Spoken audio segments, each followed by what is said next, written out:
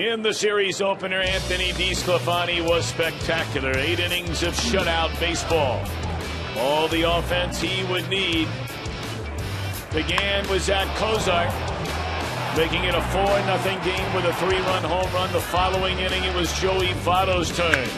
Going the opposite way, a 2-run blast, his 5th, as the Reds rolled 6-1 over the Brewers. So now we turn the page. The Reds look to make it 2 wins in a row. And we welcome you to Miller Park in Milwaukee, Wisconsin. The Reds and the Brewers, round 2 here tonight.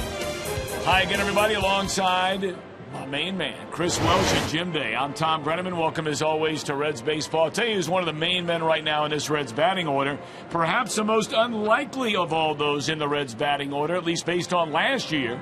And that's a hot hitting of Zach Cozart. You're right about that, Tom. You saw the home run that he hit last night that really put the game out of reach for the Reds against the Brewers. But he's been doing this really all year long. You can see the games, the last 9, he's batting over 400. He's got a couple of home runs. You know, you dial the clock back a few years, and this guy hit 15 home runs for the Reds in 2012. So you know the power is there. I think the confidence is coming back. He's still in the number 8 spot. He hasn't been moved up in the order. Don't expect that anytime soon. But it's nice to see a little power source down there at the bottom of the order. Let's talk about the pitching matchup tonight. Jason Marquis was good. His first start against one of his former teams, the Cardinals. His last start, not so good against another former team, the Cubbies. Well, Jason Marquis got a lot of movement on the pitch. I mean, whether it's a fastball or a changeup, he's got a lot of movement. What he has to do, though, is throw enough strikes early in the count to get the Brewers hitters to chase those pitches that are out of the zone later in the count. It's all about deception for Marquis. Hopefully his control will be there. If it is, he'll be able to, well, hopefully win his second game career-wise here at Miller Park. Mike Fiers is a right-hander on the mound for the Milwaukee Brewers. He's pitched pretty well in his career against the Reds. This year, though, he's 0-2, 591 earned run average. He's not an especially hard thrower. In fact, his velocity is down a little bit this year, anywhere between 86 and 88. He's got a big overhand curveball, a cutter, and a changeup. He's going to be very much like Jason Marquis, trying to get the hitters to hit his pitch rather than miss his pitch. Well, after the 4-game losing streak, the Reds slipped 2 games under 500 to win tonight. They're back even. More to come from Miller Park in Milwaukee. You're watching Reds baseball on Fox Sports Ohio.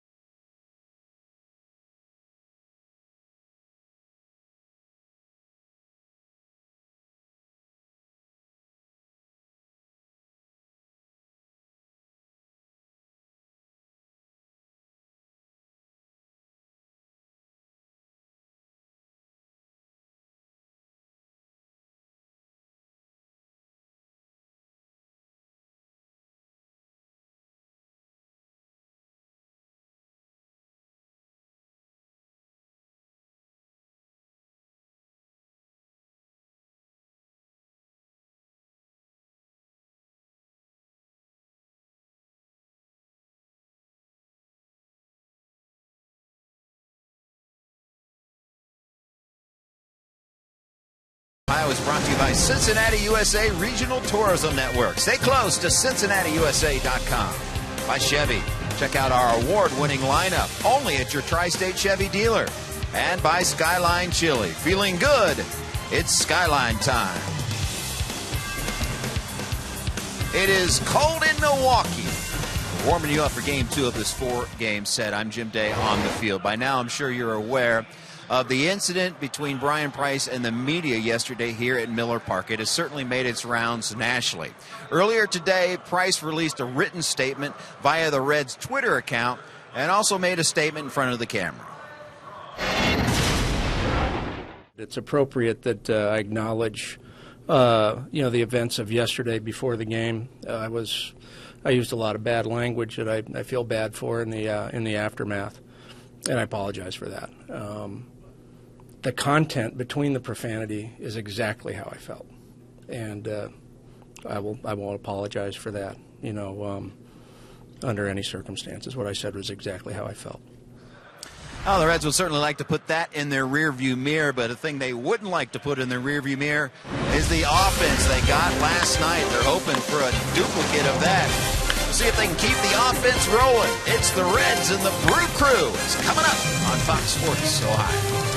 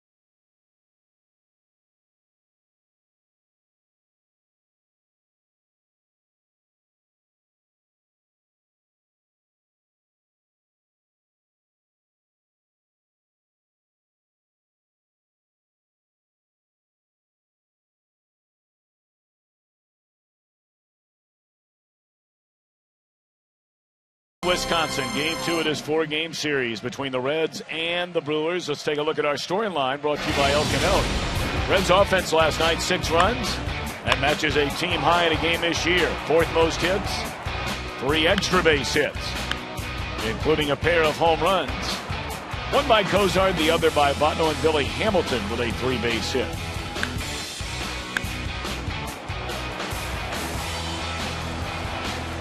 Take a look at the Reds-Myers starting lineup. Hamilton, Votto, Frazier. Brandon back in there in the cleanup spot. Jay Bruce in right, Marlon Byrd in left. Ryan Pena again behind the plate. Devin Mesoraco, by the way, is here and in uniform, and according to Brian Price, is available to play. Zach Cozart at short, Jason Marquis on the mound. 0-2. 10 2/3 innings, 14 hits, 7 runs allowed by Mike Fiers. When your ball club has only won 2 games all year long and they've lost, 11 or 12 now, 11 for the Brewers, it's tough to get wins, and Fiers has figured that out. He's had a good game and a bad game, 12 strikeouts in 10 2/3 innings. He's a a guy that is not overpowering. He's a fastball pitcher anywhere from 86 to 90 miles an hour. He's got a big overhand curveball. Throws a little bit across his body, but he has made an adjustment over the last couple of years to move all the way over to the third base side of the rubber. Just like Anthony DeSclafani, it gives him a little better advantage against right-handers. We'll see if that will pay off tonight.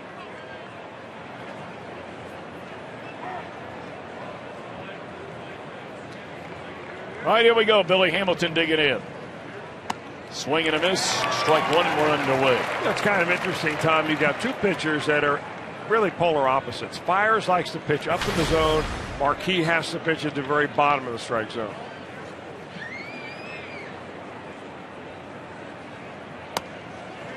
Fiers threw the ball very well his last start and appeared to run out of steam in St. Louis. Was locked up in a 0-0 game. And then in the 6th, gave up 2 runs and had to leave the game. Brewers eventually shut out in that one 4-0.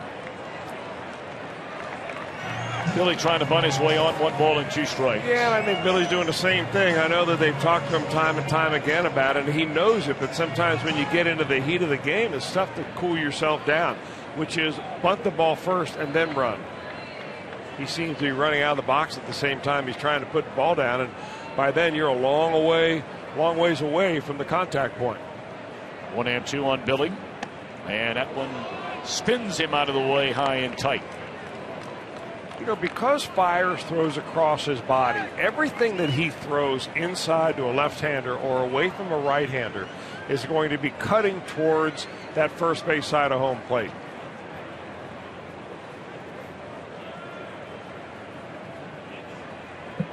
The break-even pitch to Billy is in the air, short left center field.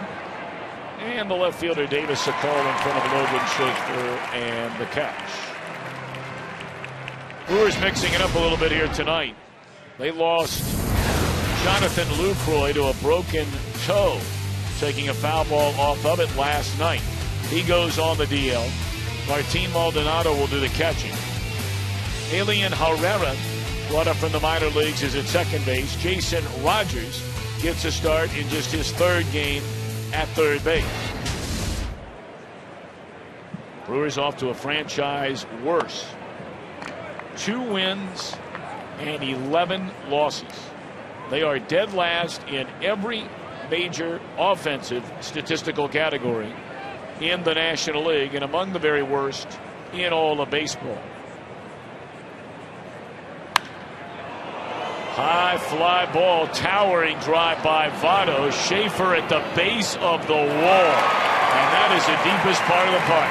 I'll tell you, the way the ball came off the bat in the trajectory, it sounded great. You talk about missing it by a 1/4 of an inch, and this is exactly what happens right here. He's right on it, Votto is. Gets it timed perfectly and just misses it by less than an inch. And that's why that ball stayed in the ballpark. Votto red hot to begin this healthy 2015 campaign. 2 down now for Frazier. 12 hits, 52 at bats, 3 home runs, 9 runs batted in.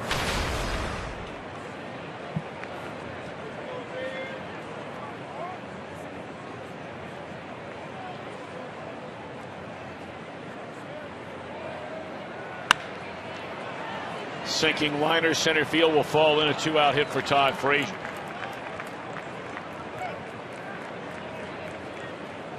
Todd on base a couple of times last night, drew a walk, scored a run, and a stolen base. So maybe after this little funk he's been in, like many of his teammates over the last maybe half a dozen games, starting to come out of it a bit.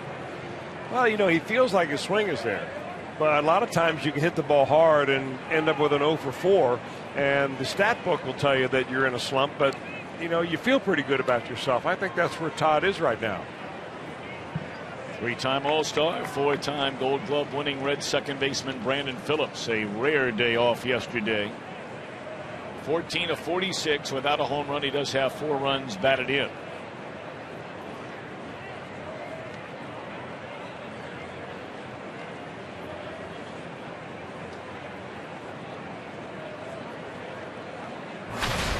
Brandon now making his 8th consecutive start batting in the cleanup spot. His first 5 games, you may remember, he was batting 7th in the order. And it's interesting, since moving into the number 4 spot, his bat is sizzled. In the air at Ryan Braun out and right. And that'll be all for the Reds in the opening inning. A hit, a man left. Jason Marquis gets the ball when we return.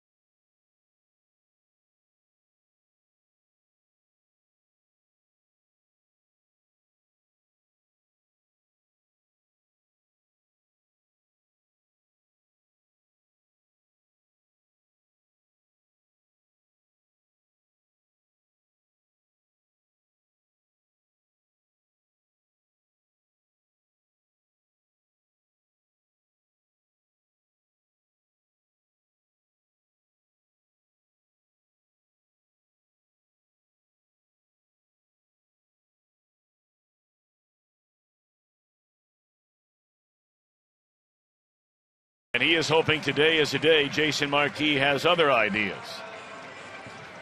His lineup tonight brought to you by Lexus. Segura, Herrera, and Broad. The front 3, Lind at first, Davis in left, Rogers has started 3rd. Schaefer in center, Maldonado behind the plate, Fires on the mound. The Brewers' 2 best offensive players from last year, Lou Croy and Carlos Gomez, both currently on the disabled list. Yeah, that's important because this is a ball club that really builds its success around offense. Now, we talked about Marquis a little bit a moment ago. His first start as a Red, he allowed 3 runs over the first 2 innings against St. Louis. They would be the only runs he allowed over 6 innings. It was a little bit wild. Fell behind a lot of batters. Struck out 7, walked 2, allowed only 5 hits. His last outing, not good. 4 innings, 7 hits, 5 runs against Chicago. Reds were shut out that night 5-0. Strike 3 called to Segura, and a good start for Marquis. Yeah, not only on the corner with a perfect spot as far as height, but also at 90 miles an hour. That is one of the harder pitches that he's thrown, and that's got a lot of backdoor action on it. Well, that's a pitch that if you could pitch, you could teach one pitch to a young pitcher coming up, that would probably be it. With that much backdoor action, be able to throw it low and away. Most hitters will give up on it, and it turns out to be a strike. Marquis pitching in his 25th career game against the Milwaukee Brewers. Lifetime a 6-12 record, a very high ERA. And pitching for the 10th time here at Miller Park. Now you've got to go back 10 years. He's got 1 win here at Miller Park. He's 1-3 overall, and that win came in 2005. Survival, brother. Yeah, you're not kidding about that. He's done more than that. That's not fair to him. He's done a lot more than just survive. This guy's had a rock-solid major league career. Bounced around a lot. And he's made enough money to be able to retire, but he loves the game. He loves the competition. He worked hard coming back from Tommy John surgery. He says, why not? Well, right now he's asking Ted Barrett, why not strike 3 on that last pitch? He took a long look in at the home plate umpire, expecting that ball to be thrown around the horn. And when you know it, the next one is, oh, it's foul.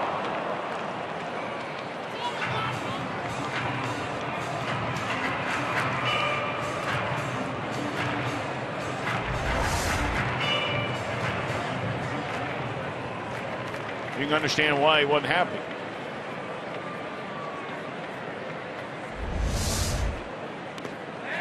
Check swing. Did he go around? And the third base umpire, Scott Perry, says yes, he did.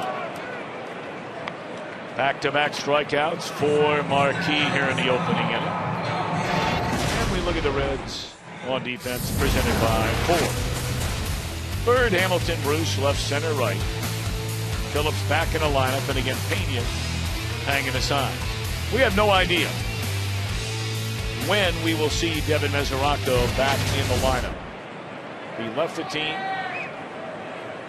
I guess more accurately, he never left with the team. When this road trip began, leaving Cincinnati to go to Chicago, he came back to St. Louis for a couple of days and then left for family reasons away from the team yesterday and came back in earlier today. Missed a lot of controversy yesterday. He didn't get back in time. Ryan Price apologizing earlier today for his rant, which took place in his office prior to the game yesterday.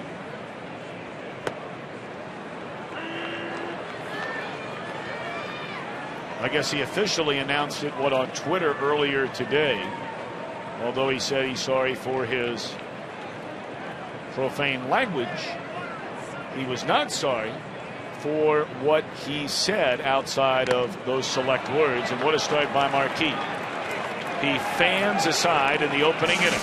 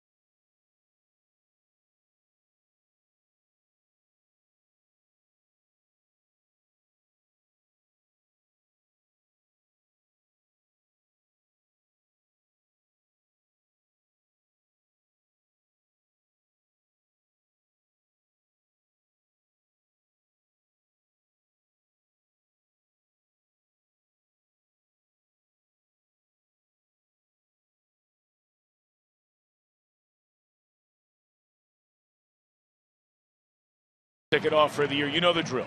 You get view level tickets for $10 for this weekend series against the Cubs. It's a big anniversary of the 1990 World Championship team. Go to Reds.com/FSOhio. Use the code FSOhio15 and you get a $10 view level ticket for this weekend. Now you can't beat that anywhere, anyhow, anyway. No score. We begin the second inning. Game 2 of this 4-game series between the Reds and the Brewers. Good crowd last night. Another one tonight. Very, very cold here. Cold enough to snow earlier today when you factor in the wind chill. I mean, it didn't accumulate, but it was really coming down. Yes. Hard to believe. 2-0 on Jay Bruce. Got jammed with a fastball, muscles it out of play, 2-1. You know, back in Cincinnati, everything is starting to bloom. The leaves on the trees and everything's so green and beautiful and different colors. Here, none of that yet. It knows better up here. Yes. Jay had a good rip at that pitch. I know, Chris, you made the comment last night. You feel like Jay is so close to getting this thing going. He was so close to putting the barrel on that one. Fouled it just a little bit back. Although against Fiers, it's interesting. You'd think this would be a good matchup for Jay. He has not done well lifetime against Fiers. Maybe he can turn that around.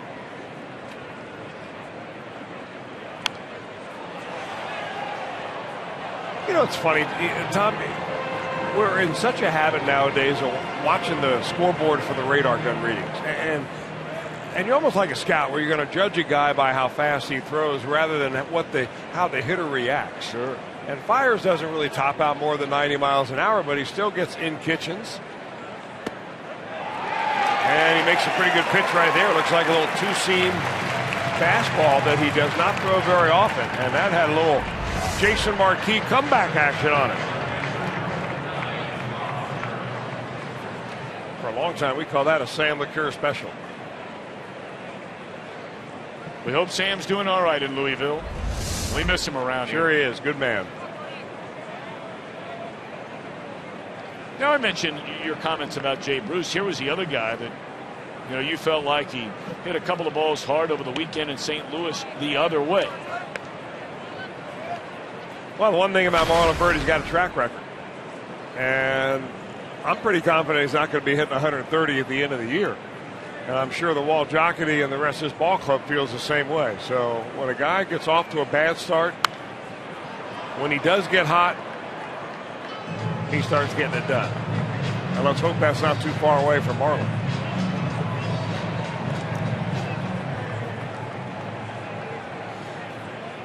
One and one on Marlon Byrd. 6 hits and 46 at bats, a double and 3 runs batted in.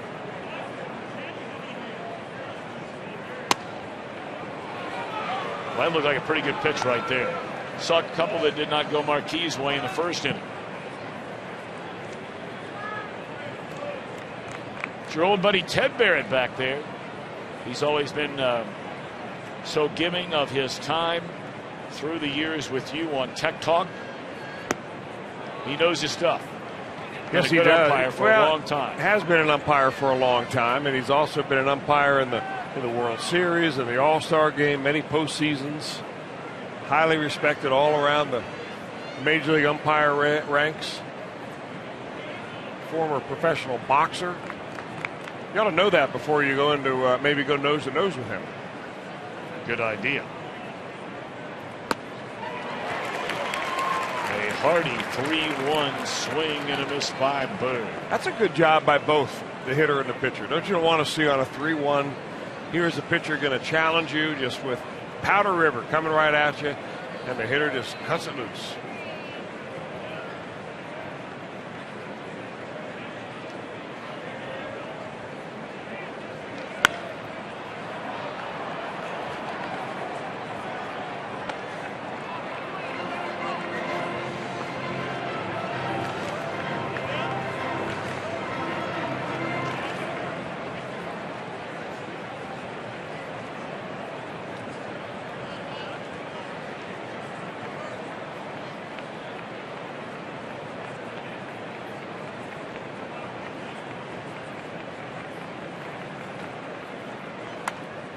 Then came back with a breaking ball after that 3-1 fastball. And still 3-2 on Marlon Byrd.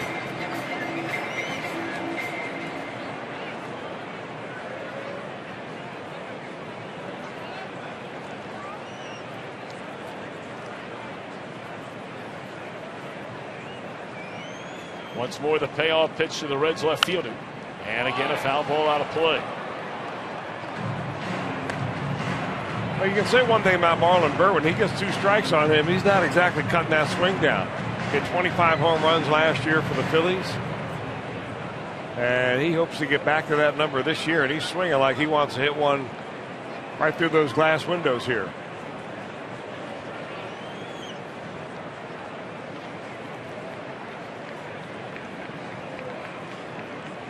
Ninth pitch of this at bat to Marlon Byrd and struck him out.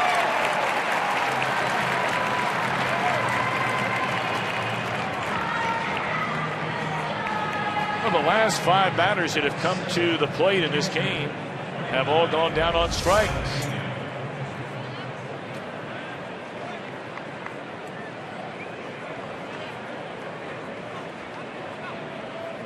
So 2 away now for the Reds catcher Brian Pena. 6 hits and 23 at bats with the run batted in.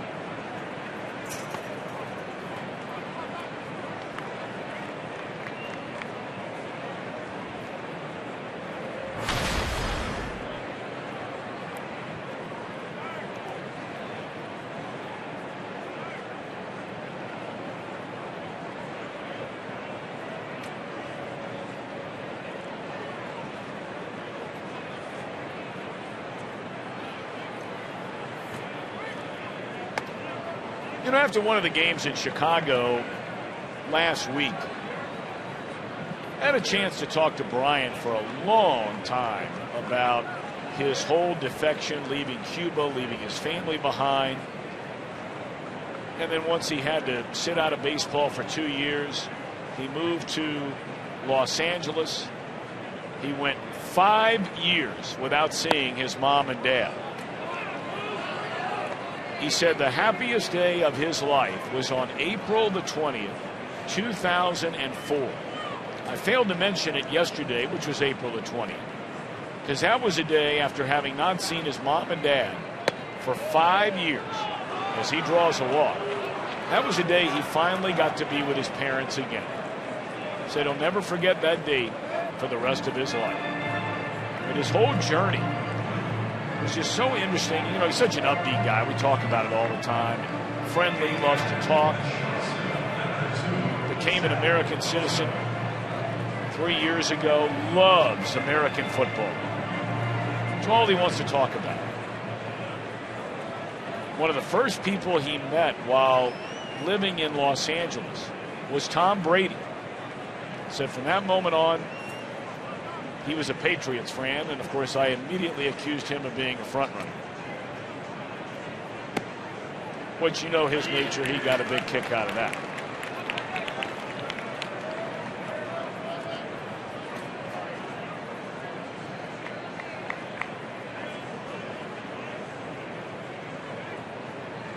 Hottest hitter in the Reds batting order is up there right now, and that's Zach Cozart. Hit his second home run of the year, has 3 doubles, 5 runs batted in, and carries a hearty .326 batting average to begin this year.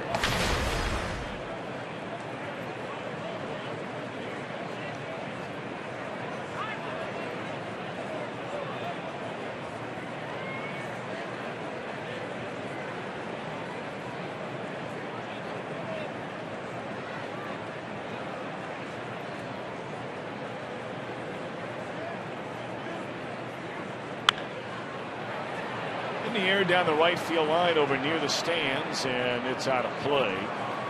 When he hit it last night, there was no doubt there was enough behind it. Question is, would it stay fair? Well, if you look at the location of that pitch, and then you go back, if you can remember how Zach Cozart hit back in 2012 when he really first broke on the scene, had 15 home runs that year, and he really turned on a lot of high inside fastballs. And just watch the way he holds the bat. That bat's going to be almost parallel to the ground, and even if I had never seen Zach Cozart hit before, he's telling me the way he sets up, he likes the ball up in the zone. And he can launch it a long way if you make a mistake.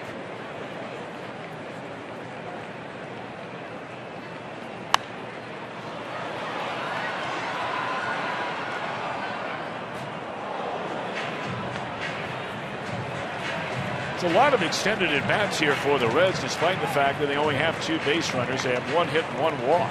Well, that's the one knock they say on Mike Fiers, is the fact that he doesn't have a put-away pitch. He has good enough stuff to get by, and he's a really good competitor, and he's got a nice array of different pitches, but he doesn't have that one put-him-away pitch.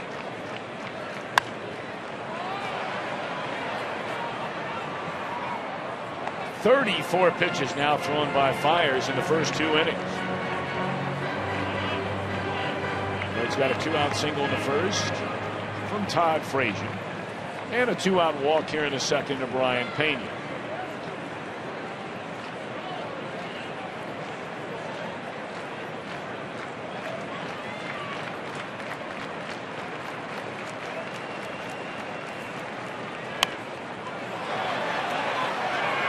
There's another one out of play over on the first base side. Well, what a difference in this part of the country, and certainly our part of the country, although we're not nearly as cold. The advantage of having this room. That's one of the reasons why Milwaukee is one of my favorite towns to come to. Because you know when you get into Milwaukee, it doesn't matter how cold or hot or rainy or snowy, you're playing ball that night. And I think that has a lot to do with their exceptional attendance over the years. Without a doubt. The fans know when they spend their hard-earned money for a ticket that they're going to see a ball game on time. Breaking ball put him away. One left, middle of the second, still no score.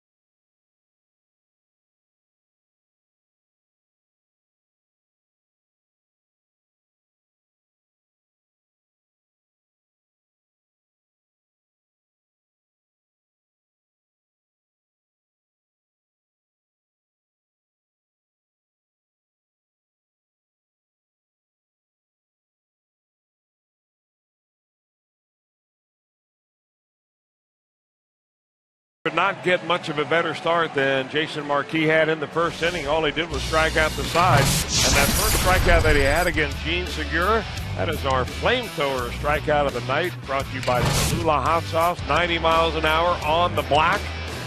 And that took care of the first batter. He went on to strike out Elian Herrera, Ryan Braun to end the inning. 1, 2, 3 for Jason Marquis. And now the cleanup hitter, Adam Lynn, stepping in.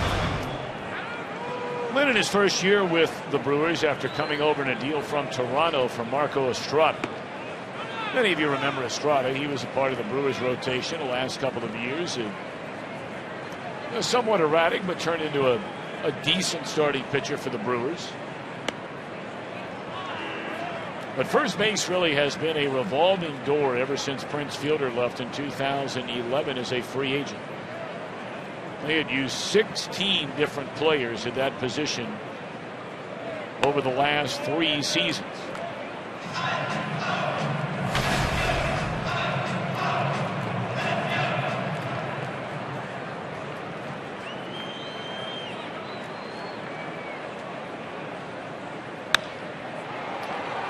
In the air, short left field, Bird and Hamilton converge. Billy the call and the catch, and the first 4 retired tonight by Marquis. We brought up this lack of offense to begin the year for a team that felt like, on paper anyway, it had a good offensive team coming into the season. Brewers hit only their 4th home run all year last night. That came in the 9th inning by Braun off Badenham.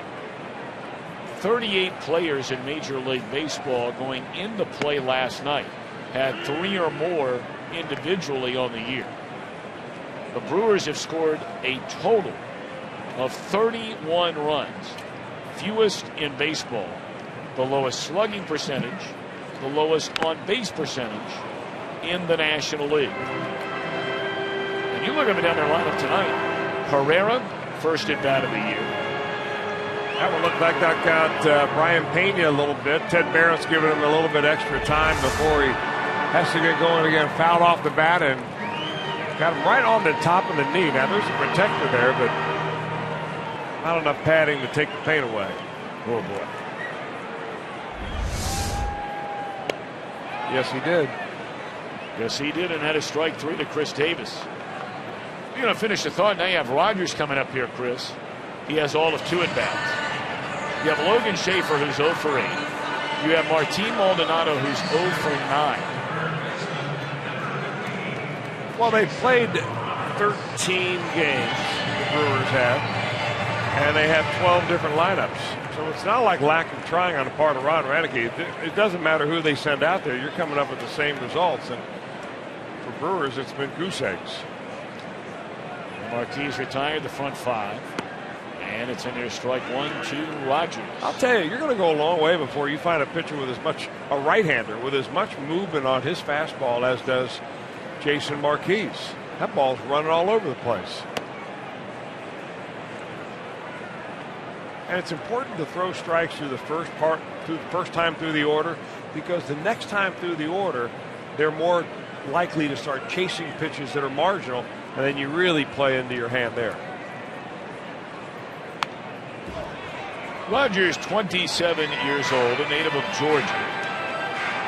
Was a great baseball player and football player coming out of high school. In fact, he had considered playing quarterback at Alabama A&M, but then decided to stay with baseball. A couple of different universities. Big dude, 6'1", 255. Southern Union State Community College, and then Columbus State University, before becoming a 32nd round draft choice.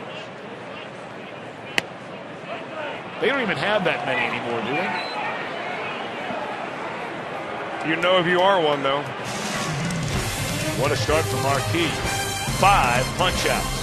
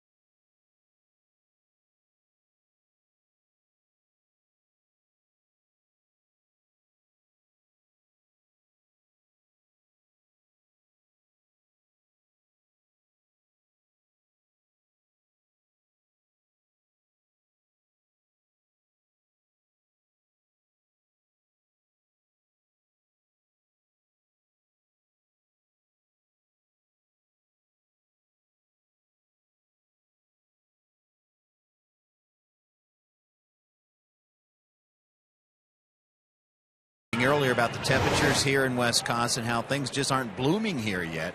Well, imagine trying to grow grass indoors in April here in Wisconsin. The Brewers have to fight that battle each and every year. But now they have a weapon to go after it a bit more. And we're talking about sun lamps of all sun lamps. They use these after games and before games. And man, do they really just heat up the field and help the growing process. I talked to the grounds crew today, and they said it has done wonders.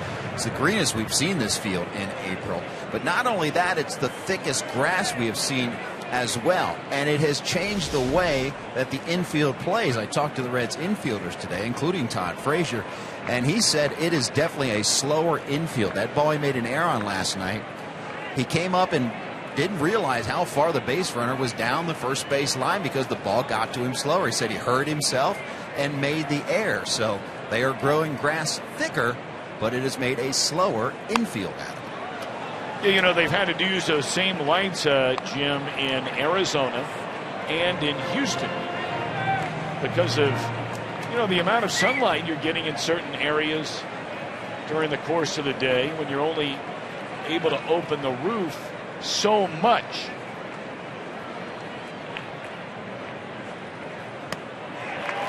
Swing and a miss, strike 3 to Martin. That's the way it starts for the Reds here in the scoreless game in the third inning.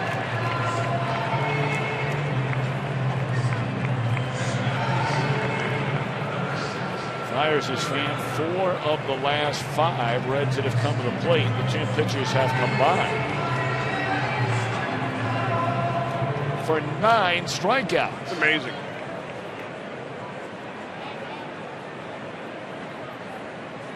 Maybe the sun lamps are in their eyes. That would have a profound effect. Do you think you could use a solar panel on a sun lamp? Oh, never mind. Why not?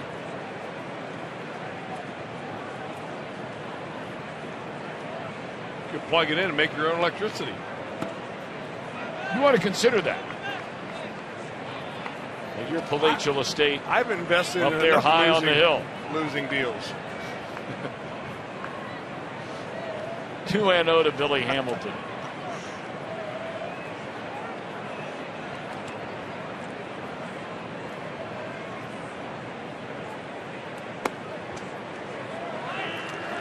Hamilton not sure about that. A high strike called by Ted Barrett. 2-1 to Hamilton, and flat out to left his first time up. He's kind of pulling away at the time the ball came in there.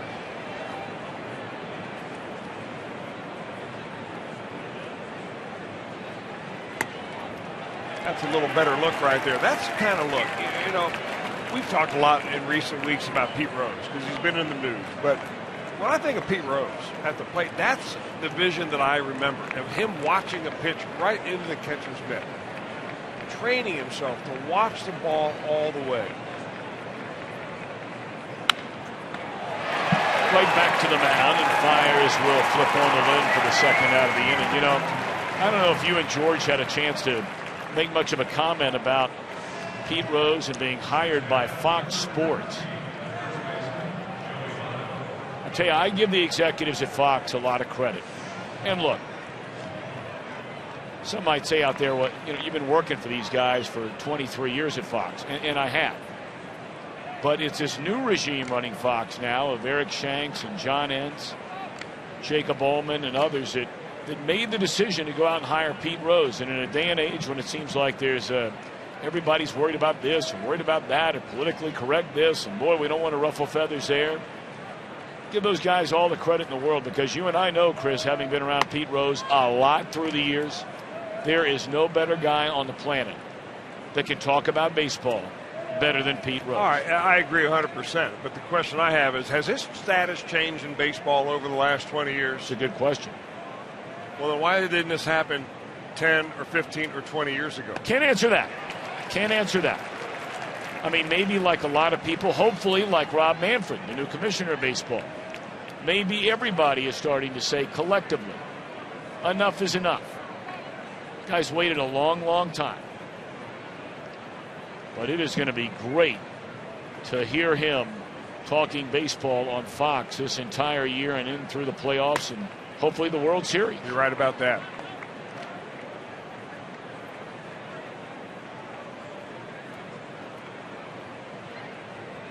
And credit to Major League Baseball as well for not, trying to maybe flex their muscle and squash the deal. They came out and said, hey, look, who Fox wants to hire is who Fox wants to hire.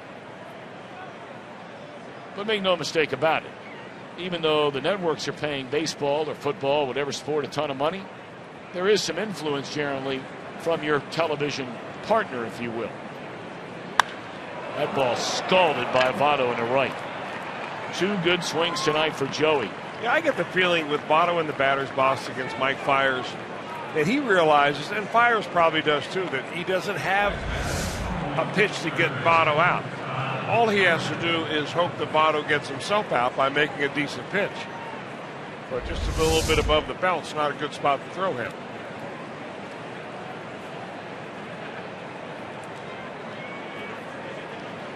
Frazier a base hit his first time up. Reds have 2 hits, 3 base runners. Milwaukee 6 up, 6 down tonight against Marquee. That's why if you're facing the Reds and Votto's the guy swinging the hot bat, if you're Mike Fiers tonight, you're thinking, if I give up a 2-out base hit to Joey Votto, big deal. A single to right, I'll take that any day. A little different story if you got a couple of runners on base. That's why the guys ahead of Votto are going to be pitched to very tough, because you know who's hot behind them. Straight up in the air behind the plate and out of play. 1-1 to Todd Frazier. Remember the game last night? We had quite a pitcher's duel going on up until the 6th inning. Willie Peralta for the Brewers. Rookie Anthony DeSclafani for the Reds. And the Reds got the sac fly by Pena. A 2-out, 2-strike, 3-run home run by Zach Kozart. An inning later, a 2-run home run by Votto, and that was pretty much all she wrote. 2-1 to Frazier.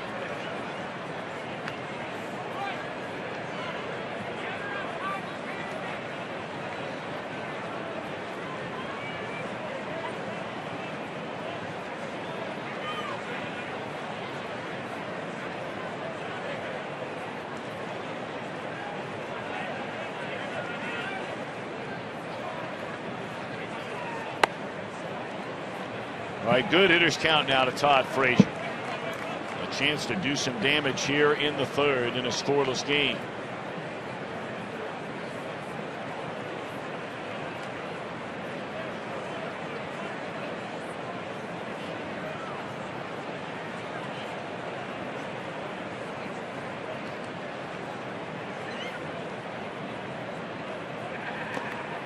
Nowhere near the strike zone on a 3-1 pitch. 2-out single followed by a 2-out walk, and that'll bring up Brandon Phillips, and he is our T-Mobile game changer.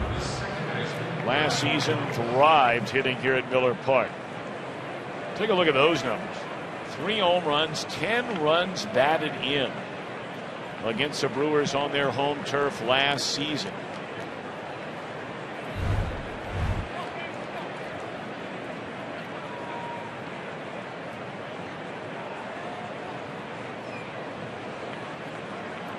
Brandon flied out to the right fielder. Braun is only at bat tonight. 2 on, 2 out. No score in the 3rd.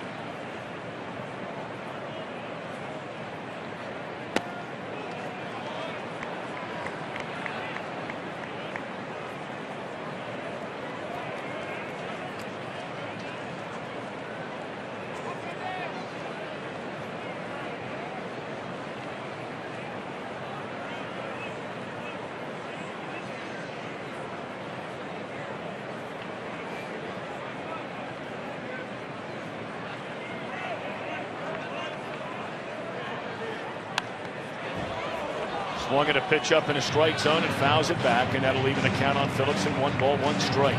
You know, really, when you look at Fiers' pitch, and if you're a hitter in the batter's box against him, you're looking at a pitcher that pitches more north and south than east and west. He's got a long arm delivery straight over the top. He really tilts his shoulders and gets that front shoulder way up in the air, so he's coming right over the top like an Iron Mike pitching machine. And you have a tendency on pitchers like that to chase high pitches, the same way that Yavani Gallardo used to pitch here for the Brewers.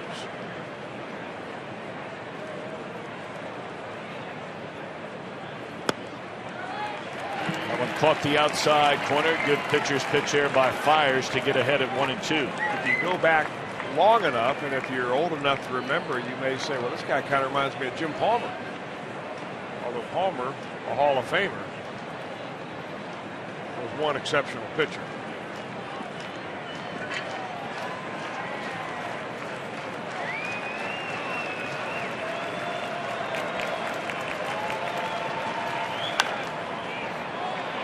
Still 1-2 on Brandon. Well, there's another guy. Years go by. It was back in those days, no interleague play. And you go back and you look at some of the years Jim Palmer put together. Oh my gosh. Just extraordinary. Of course, he's been a long-time broadcaster for his beloved Baltimore Orioles. 1-2 to Phillips with 2 on and 2 out. Tried that same pitch he got the called strike on for the second of the inning. That's the motion I'm talking about. Look at the tilt that he has right there before he finally gets that ball into the throwing position. He's got a long way to go with that arm arc, and that's one reason why he's a little bit deliberate to the plate out of the stretch. You can get some runners on that can take advantage of that. You can run on them. Action pitch coming to Phillips, and he grounds it foul.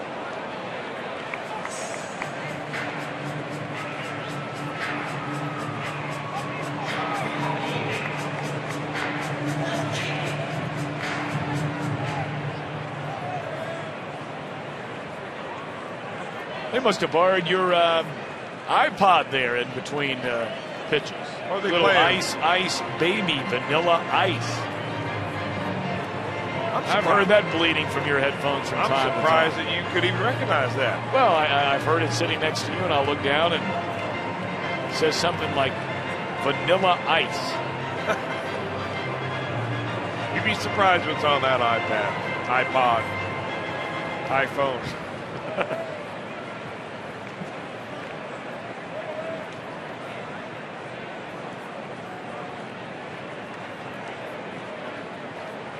Votto out at second base. Frazier on at first.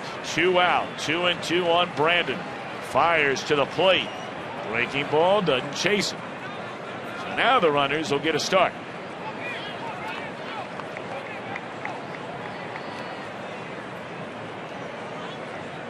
Bruce hoping for a chance in this third inning. I'll tell you, if I'm Fiers, it may not work, but I give the old inside move fake to second base just to make sure the runner doesn't go on his own. Nobody there holding Votto on. He had to have a huge lead. Same for Frazier at first base.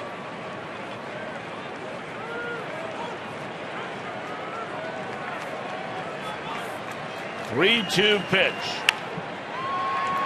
Backhand to the third. And the throw pulls the first baseman off the bag, and everybody's safe. Wow.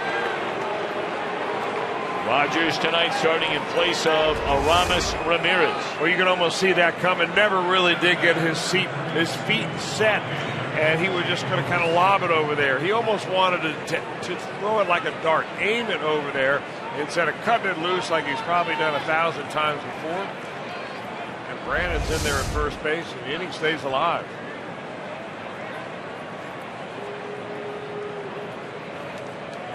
Jay struck out looking his first time up. 9 of 47 is Jay Bruce on this season. First pitch swinging. Behind 0-1. Looking fastball, getting changeup. Really not that all big a difference between his fastball and his changeup. Fastball at 90, changeup there about 80, what, 85, 84. Bruce got to keep his shoulder in there.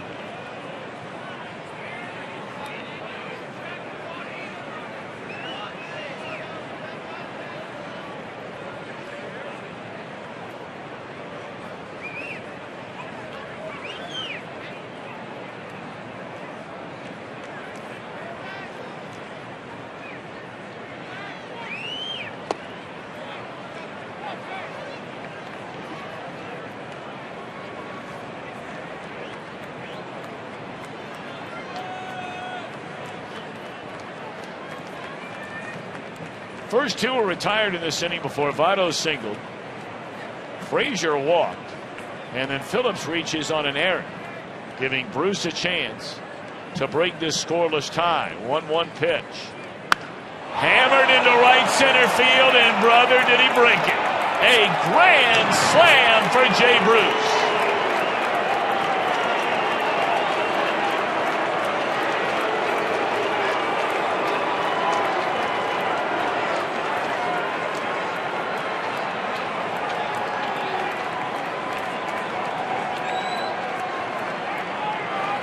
Now you talk about taking advantage of an opponent's mistake.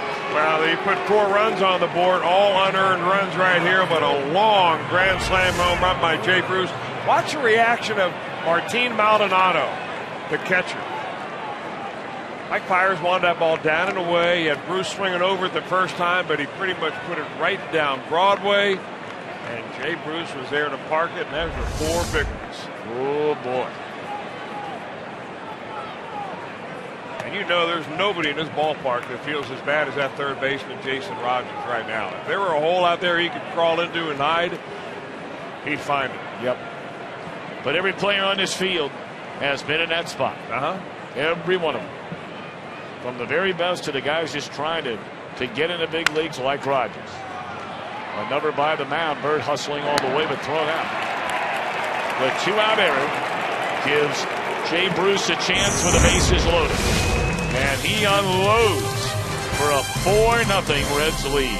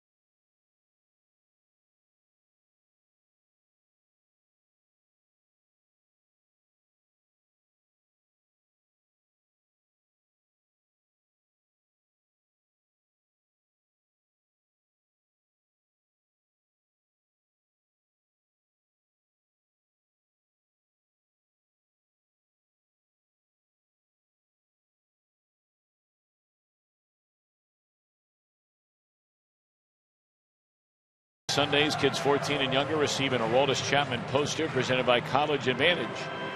And you can always take advantage of special family ticket offers. We have live mascot races, face painters, games, a lot for the kids going on. Come on down, 381 REDS, Reds and the Cubbies, this Sunday at Great American Ballpark.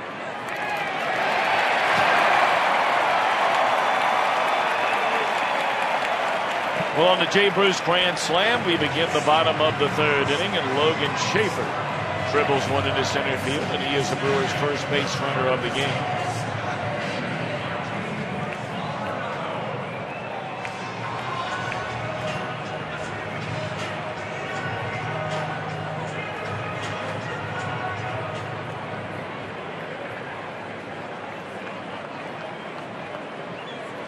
Schaefer a decent lead over there at first. He has always run very well.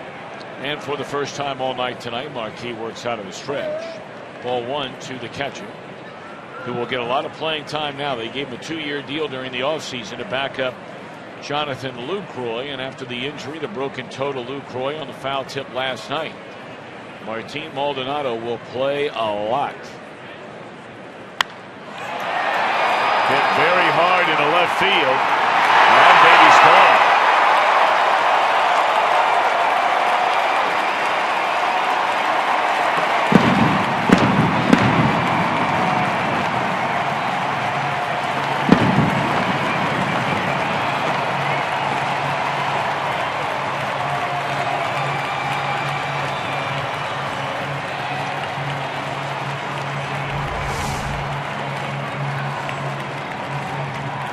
All over it, crushing it on a line. This kid is as strong as they come right there, and that's a spot you don't want to pitch him.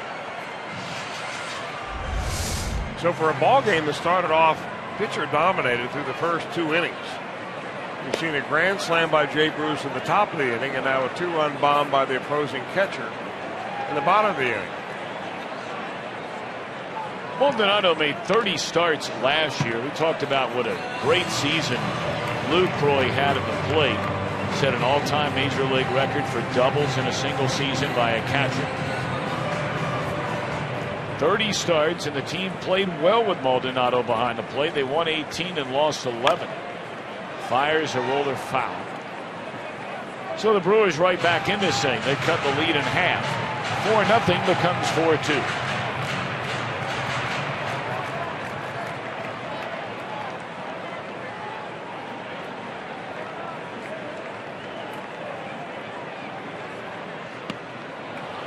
Gone swinging, fires in the first time through the batting order.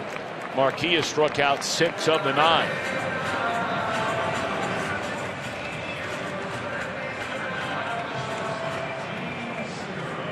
Well, a reminder coming up as always a little bit later will be our Miller Time moment, brought to you by Miller Lite.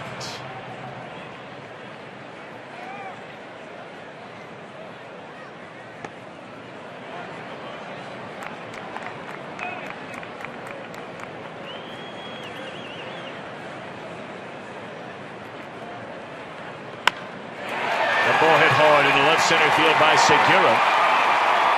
Hamilton cuts it off just in front of the wall, and that is a stand-up double for the Milwaukee shortstop. Not a single hit in the first 2 innings, not a single base runner. And all of a sudden the Brewers have 3 hits in this inning alone. This pitch almost in the same spot where Martin Maldonado parked one out of here. Kind of hangs a slider up and in. And the way Segura hits, I mean, he's stepping in the hole a little bit. You don't want to throw it where he just left, meaning don't throw it inside and up. Could put the barrel of the bat on it. They've been waiting for him to really blossom into an impact-type player ever since they got him from the Angels several years ago. Well, you may remember Segura, his first year in Milwaukee in 2013. This guy was an all-star. With really no ceiling at all. I mean, they just thought that he was going to get better and better and better. He great combination of speed and power. That ball is hit hard, and it will go to the wall. Scoring Segura. Herrera with an RBI double, and that 4-run lead just a moment ago is down to a single run.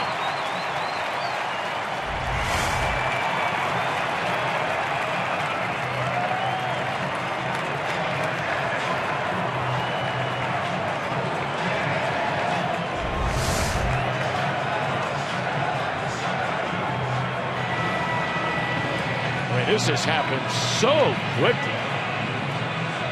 Bottom part of the order coming up. Single, bomb.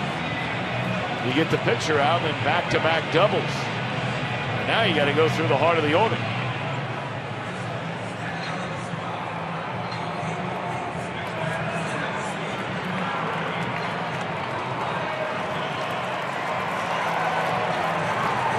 And Braun, even though he struck out the first time up, is the one player in this Brewer lineup that has had a lot of experience against Jason Marquis and a lot of success. 13 for 25 with a home run. Tying run out there at second base for Milwaukee. 1 out here in a 3-run 3rd inning. Strike 1.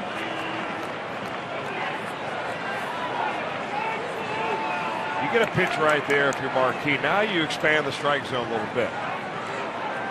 Braun knows that, you know, he's hitting 233, not swinging the bat all that well, although he hit a home run last night. You make him chase right here.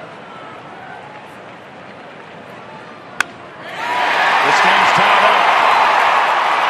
Base hit by Braun. Coming into second base, here comes the throw, and he is out at second base.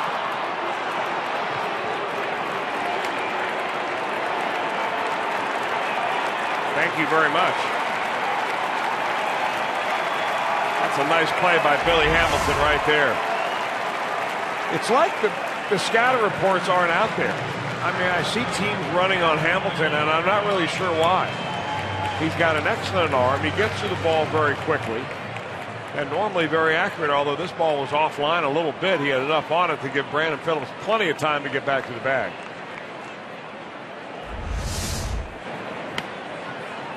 Two away in the inning after Braun runs into the second out. And here's Adam Lind. He flied out to center field his first time up. Reds with 4 in the top of the inning. The Brewers rally for 4 in the bottom of the inning. And this must feel like, for Ron Renneke, that they have hit the lottery in this inning. They've got more hits in this inning than they probably got previous week. Marquis gets to it quickly. Throws in the dirt and picked out of there by Votto. Nice pick. But the Brewers tie it with 4. They get 3 extra base hits in the inning.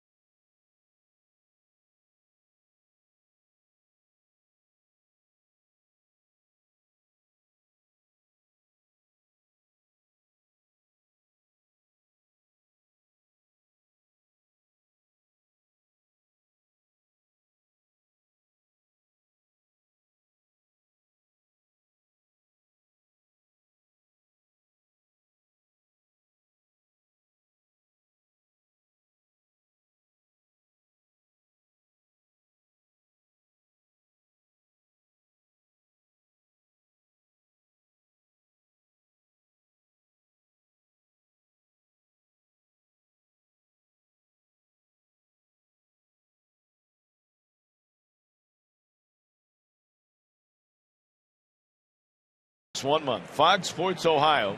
It's April in the OHIO. I want to tell you about a way you can have lunch with a man up there at the plate right now, Brian Pena. I mean, we have all kinds of goodies. Autographed jerseys, $500 cash card. Text April in Ohio to 733-733 to enter. Message and data rates may apply. A 4-4 game. We begin inning number 4. All the scoring done by each team in the 3rd inning. A grand slam by Jay Bruce after a critical 2-out throwing error by the 3rd baseman Jason Rogers. And then the Brewers all of a sudden just simply woke up. And it's going to happen sooner or later. You hope that's the only inning it happens over the next 3 days.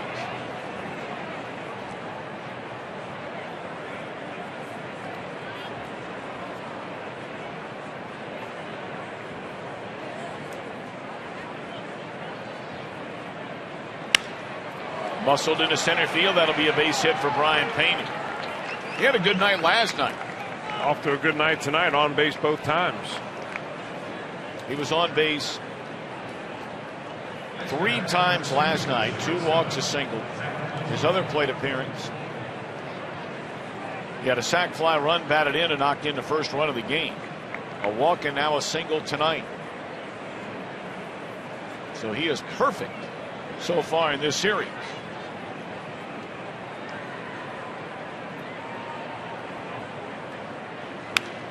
That one hammered down a left field line by Cozart. Pena will slam on the brakes. Davis got to the ball quickly out in left field.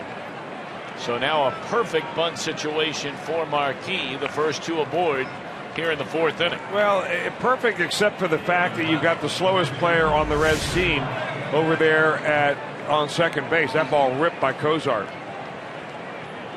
So now if you look at this situation, you're looking at laying a bunt down, yes, but making sure that you get it down hard enough down the third base line so that you give Brian Pena plenty of opportunity to get to third. That force play, he's got to be worried about staying close to the bag, maybe getting picked off. This is not an easy play for Pena right here. Well, maybe they let Marquis swing it.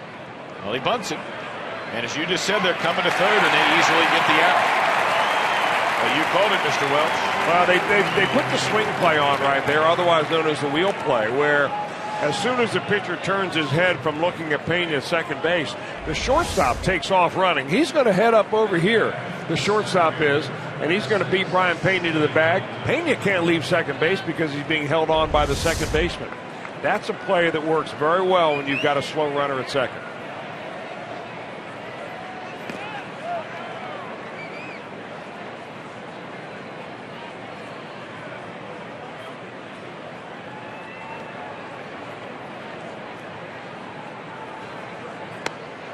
Billy Hamilton already coming to the plate for the third time tonight. We're only in the fourth inning. 0 for 2, a fly ball to left, and a tapper back to the mound.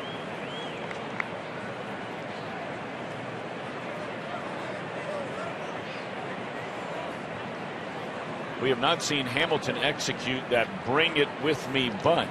Bring it with me meaning up the first base line.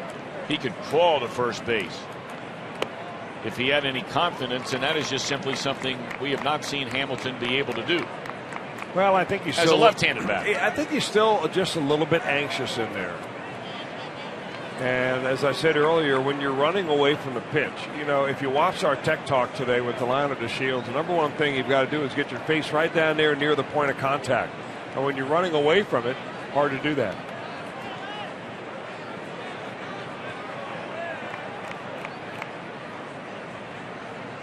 Taking off for third, the runner at second, and Cozart is in there. How about that? That's getting it when your team needs it. Well, stolen completely on the pitcher right there because Maldonado has got a gun. I mean, he throws as well as anybody in this league. But you can see Cozart just has a huge lead and a big jump, and he's in there just ahead of a perfect throw.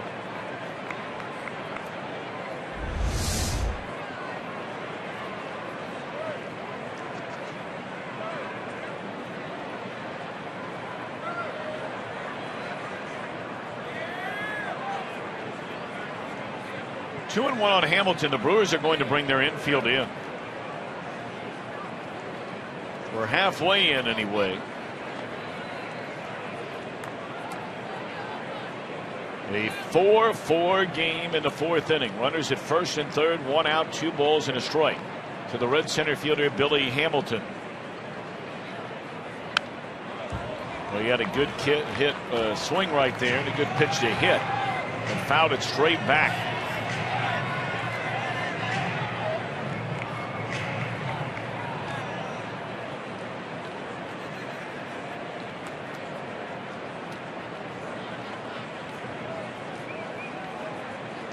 Two and two on Hamilton. Very close. And it just missed to run the count full. Boy, that was close.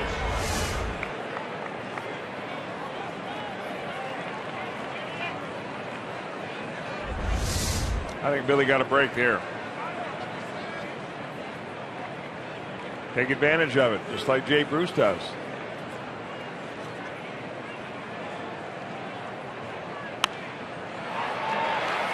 This will not bring in the run from third base, in the air, and that's out number 2 in the inning.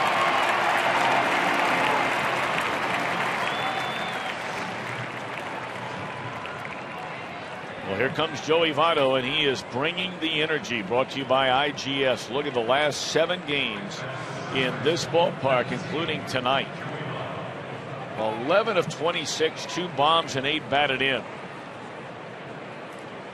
Maldonado looking into the dugout. I mean, the only guy that I would know that you would really intentionally walk in this situation would be Barry Bonds. And it's happened for Barry Bonds before. But this would be a good chance if I'm Mike Fiers, knowing that Votto is all over my stuff. It's a good old-fashioned pitch around right here.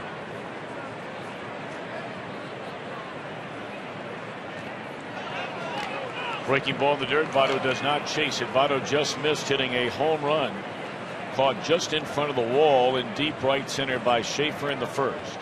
Singled and scored on the Brewers grand slam in the third. In fact, if you're the Brewers, you may want to just play Lynn, the first baseman, back.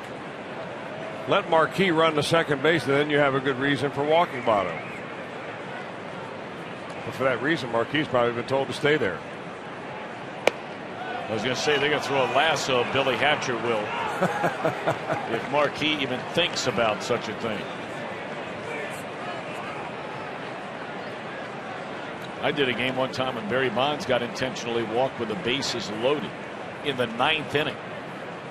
How'd it work out for the team that walked him? They won the game on the next batter. Buck Showalter did that as manager of the Diamondbacks. I remember that. 2-0 to Votto.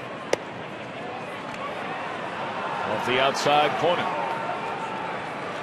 Now this is the situation where Votto in the past has polarized people about his approach. Do you expand the strike zone right here? I don't think you do with 2 outs. And I don't think you do if you're Joey Votto. Right now he's as hot a hitter as you've got going anywhere. Challenged him with a 3-0 fastball in the strike zone.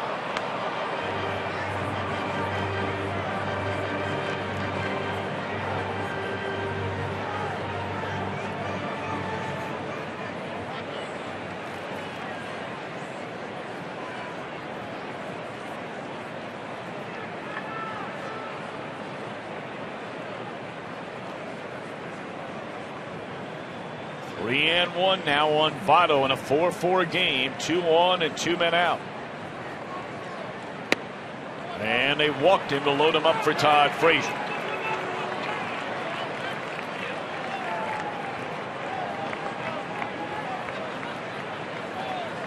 Well, the Reds are going to get into this Milwaukee bullpen very, very early in this game tonight.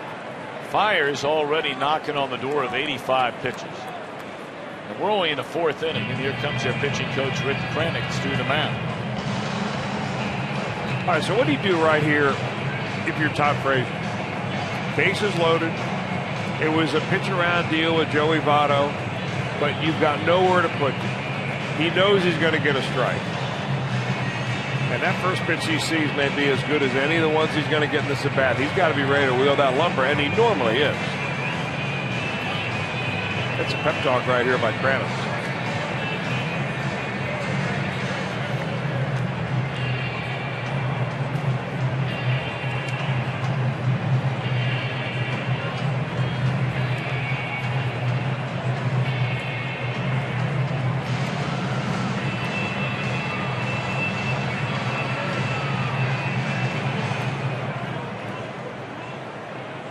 Well, the Reds got the grand slam from Jay Bruce an inning ago.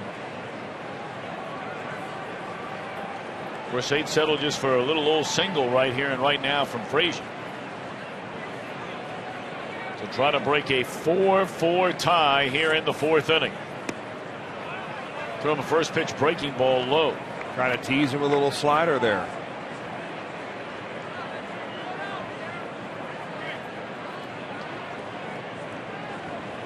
Key right here for Frazier, just don't be over anxious.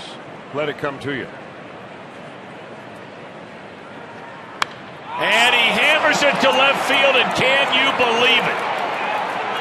Consecutive innings, the Reds get a grand slam. Bruce in the 3rd, Frazier here in the 4th.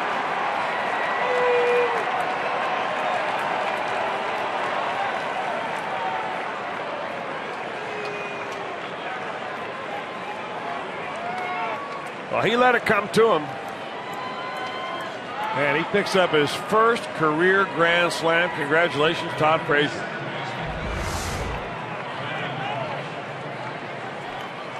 That's where he'd put it on a tee. The last time the Reds hit 2 grand slams in a game, you've got to go back to August the 21st, 1999, at a place that no longer has a Major League Baseball team. Montreal. When Aaron Boone and Eddie Taubensee hit grand slams in a game against the Expos. Well, I'll tell you what, it's going to take some digging around to find out when the last time the Reds had grand slams in consecutive innings. I bet you, brother, that has been a long time. Or the last time a pitcher gave up 2 grand slams in the same game. Well,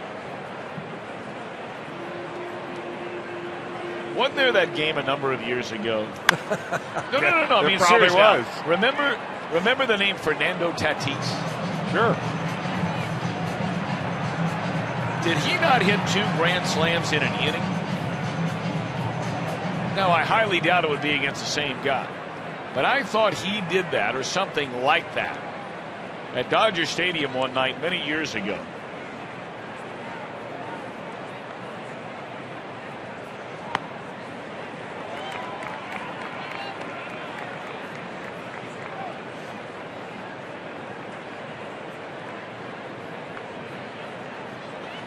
Two and two to count. Yes, he hit 2 grand slams in 1 inning.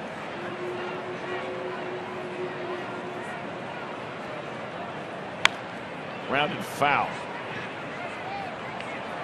That was on April 23rd, 1999. Tatis made baseball history. He hit 2 grand slams in 1 inning. And hit both of them against Chan Ho Park of the Dodgers. Wow. How about that? That's digging deep right there, partner. I don't know why I remember that game. I can't remember what happened this afternoon. There's a fly ball down the right field line that'll win the inning. It's because you didn't hit 2 grand slams today. Oh, ducked it. That offense is all of a sudden flexing its muscles into Milwaukee.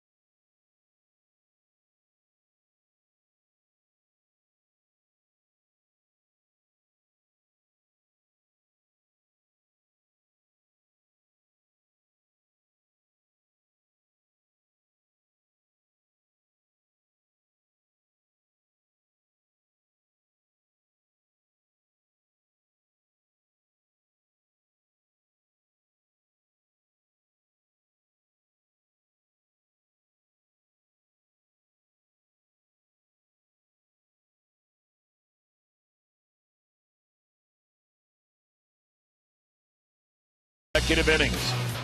Here's that game at 99 we were talking about. Fernando Tatis against starter Chan Ho Park. Hit 2 grand slams in 1 inning. I believe that was the very first inning of the game. How about Matt Sickerfoos coming up with that video for us? Not a surprise. Unbelievable. He is unbelievable. And the only person who never tells him that's his wife. But we think he's unbelievable. To her, he's not believable. To us, he's unbelievable. We're just kidding about that. Of Good guy.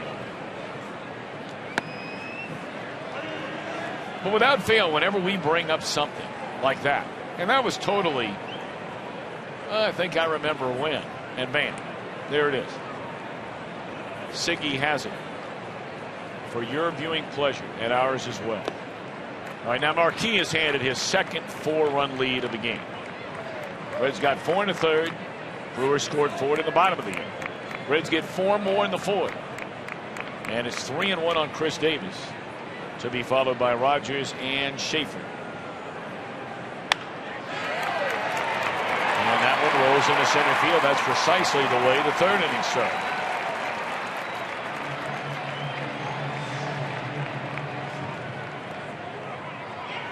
One wouldn't think the Reds are going to wait around a lot tonight. I mean, you score 8 runs in a game, and every manager would take that every day for 162. Well, I think you're exactly right, Tom, especially given the pitching performances of the Red starters over the last 2 nights. Anthony DeSclafani, 8 innings last night. Great outing for Mike Leake the night before on Sunday night. So you've got a well-rested bullpen out there. And actually some guys that need work. Now this one is shot into right field up against the wall. And Bruce holds Rogers to a long, loud single. And I would imagine some of those bodies will start churning around right quick in the Reds bullpen. Well, Rogers really jumps all over this pitch and shows a lot of power going the other way. Ball comes right back into Jay Bruce's bare hand, and he fires it on a line to second base, and Rogers sees that happening and stays at first.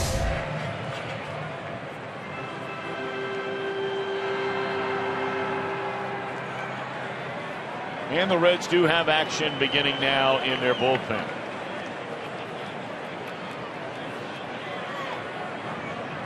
J.J. Hoover starting to get loose. Straight up in the air. Cozart drifting out. The call and the catch. And that's an important first out. Schaefer down. Runners on the corners and 1 away.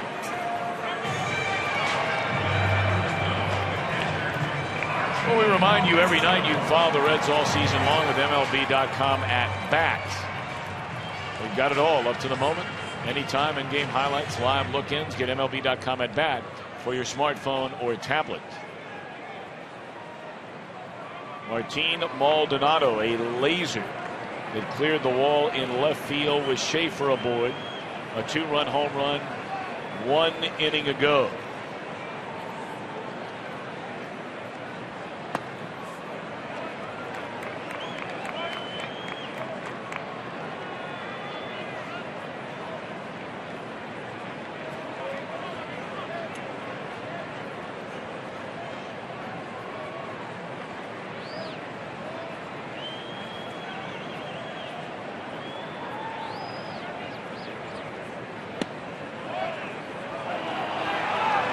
Juan Reneke, understandably, has already made a decision on his starter tonight. His night is through. They have Gerardo Parra standing in the on-deck circle, and Tyler Thornburg getting loose in their bullpen. 8 runs in the last 2 innings. Surrendered by Fiers. Strike 2.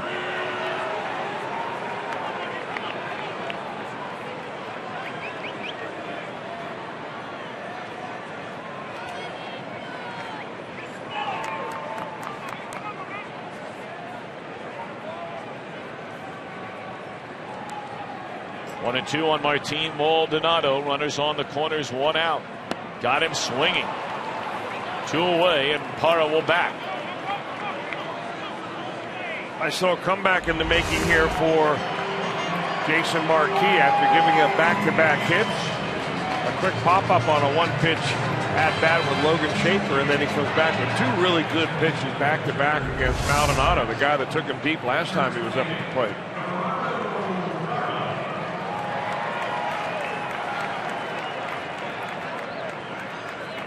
So 1 more out to go for Marquis to maintain this 4-run advantage. Inning began with singles by Davis and Rogers, with a pop-up and a strikeout. And Marquis against Parra off the Milwaukee bench.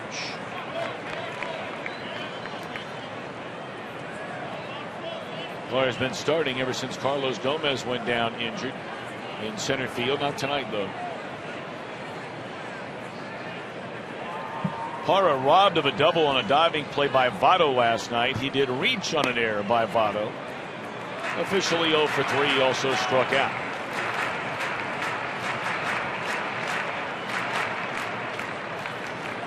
We have seen Parra, who spent his entire major league career until the trade deadline last season wearing an Arizona Diamondbacks uniform. 2-0 pitch from Marquis. 3-0.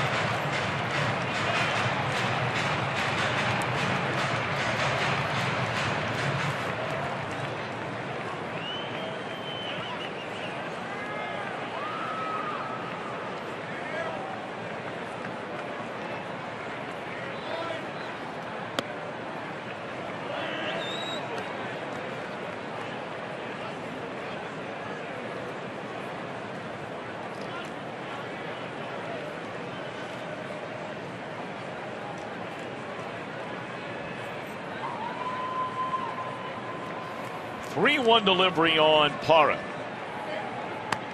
And that's strike 2. And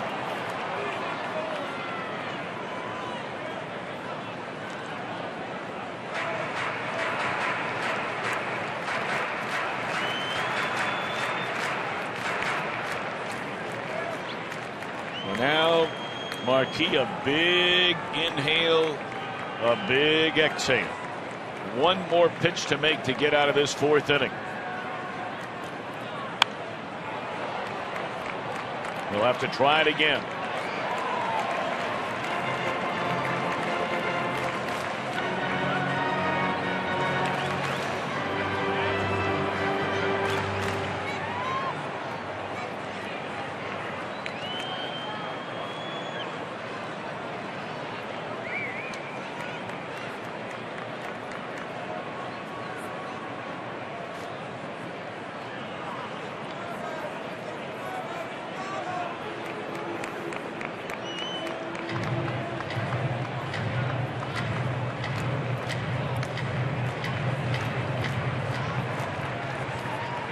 Right foot on the rubber by Marquis.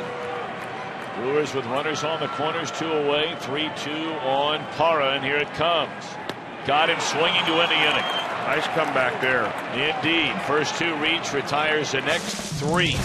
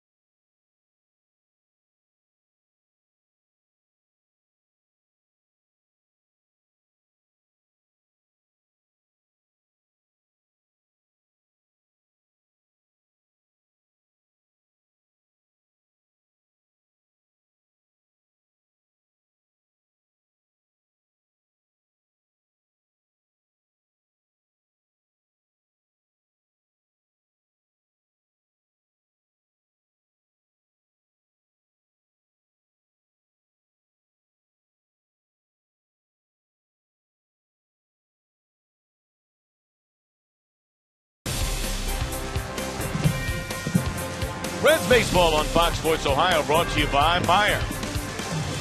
By your local Ford dealer, Ford Go Further.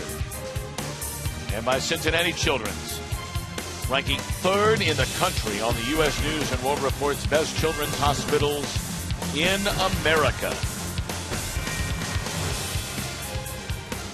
Miller Park, they opened this venue in 2001. Of course, we had the All-Star game this year. It was a year later that Milwaukee hosted the All-Star game, and that will be a game forever remembered as an All-Star game which ended in a tie.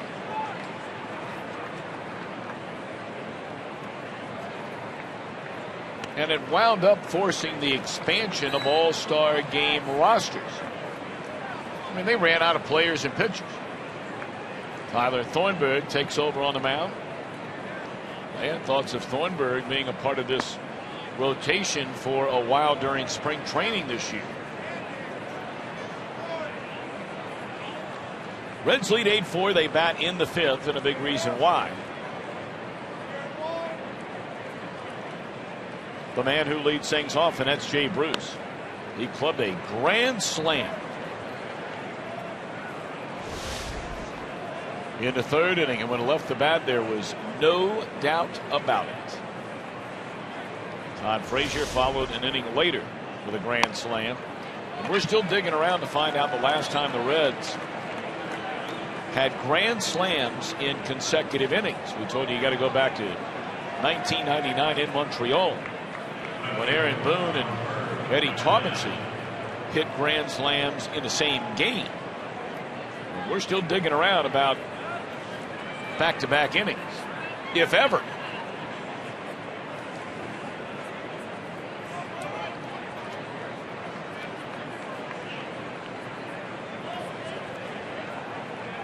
Thornburg promptly walks the first batter he faces.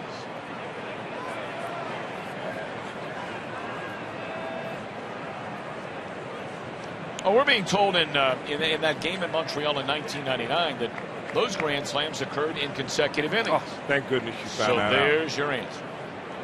6th and 7th innings in that game.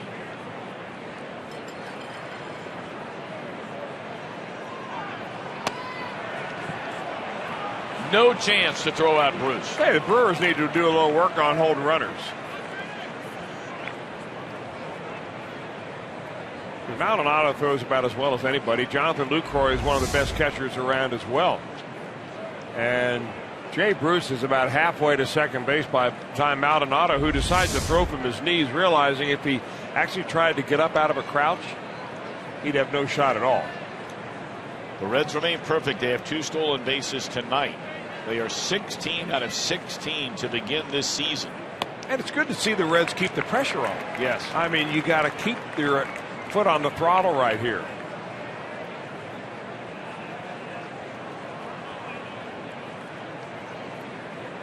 That is the best start as far as consecutive stolen bases to begin a season for the Reds, going all the way back to the 1987 club managed by Pete Rose. Marlon Byrd's out of there on strikes. He's over 3 tonight. I think you love that last time it happened. You're a last time it happened kind of guy. No, I just keep getting handed notes. I've never really been a guy that gets wrapped up in all that kind of thing. But every time I turn around, till tonight, Jeff Pecoro came racing in here to tell us that 1987 stat. So you already had it. No, I didn't have the stolen base thing. Pick's on it. He just doesn't disappear between the pregame and the postgame. You mean like Jim Day? Jim Day, every day, all day. By the way, I got a call from a guy who has a unicycle. Oh, we started to talk about that last night.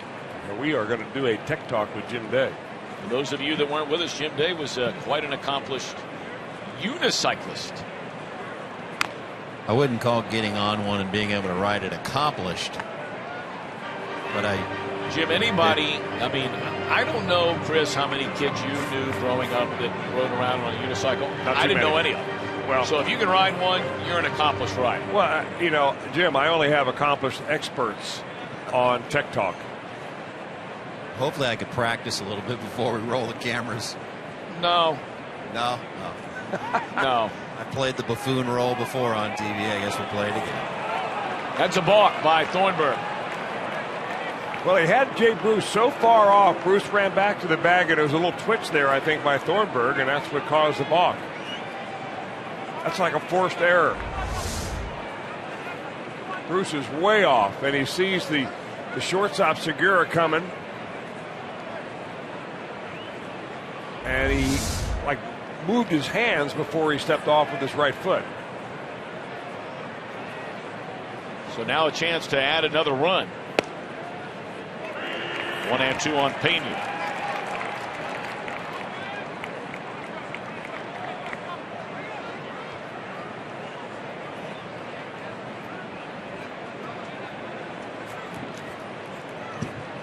Infield in for the Brewers. Pena has been perfect in this series. Off the inside corner, he did not go around. They appealed and he didn't.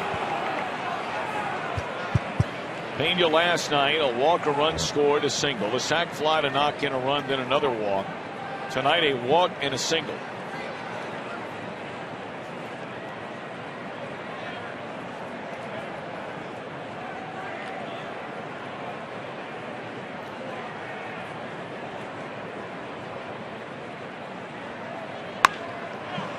Base hit center field by Pena.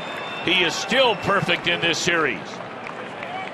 So Bruce walks, steals a base, advances to third on a balk, and scores on a base hit by Brian Pena. 9-4 Reds. What a rocket. I mean, I didn't even think before Gene Segura, the second, or it was Herrera, the second baseman, before he could even lay out for that ball, the ball was by him. It's a nice compact short swing by Pena. This guy did such a nice job for the Reds last year. Pena. And playing all over too, not just behind the plate. He did play behind the plate when Mesoraco was on the DL, and then when Joey Votto went down, he was oftentimes the primary first baseman. Yep, after having never played first base in his career, and that is a foul ball. Cozart hit one up there his last time, if you may remember.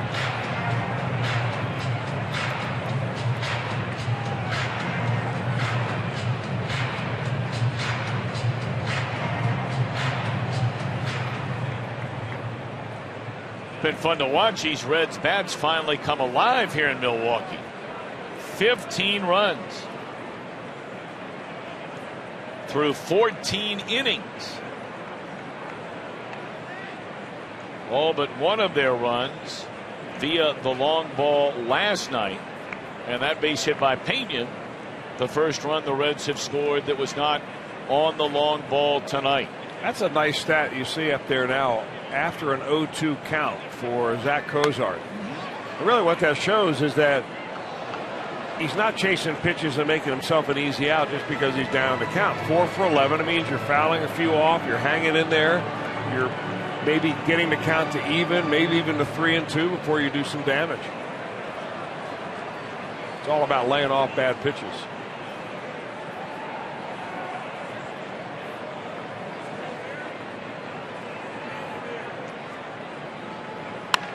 And this one is in the air to deep left field, and the Reds have another long one. Their third of this game, the first one not a grand slam. Cozart has homered in back-to-back games. And the Reds are rolling tonight in Milwaukee.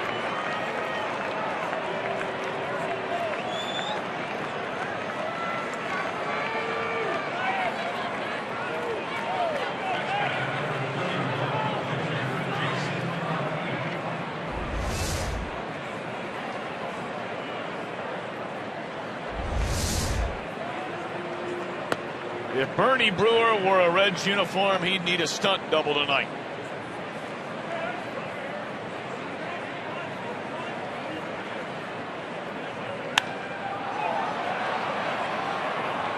Off the bat of Marquine, and Davis will handle it for the second half. I know that's a good line. Let me think through it.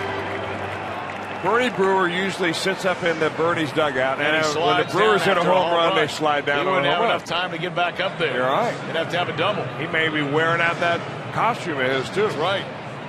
He's nowhere to be found tonight. No, Bernie. he's not. He's hiding.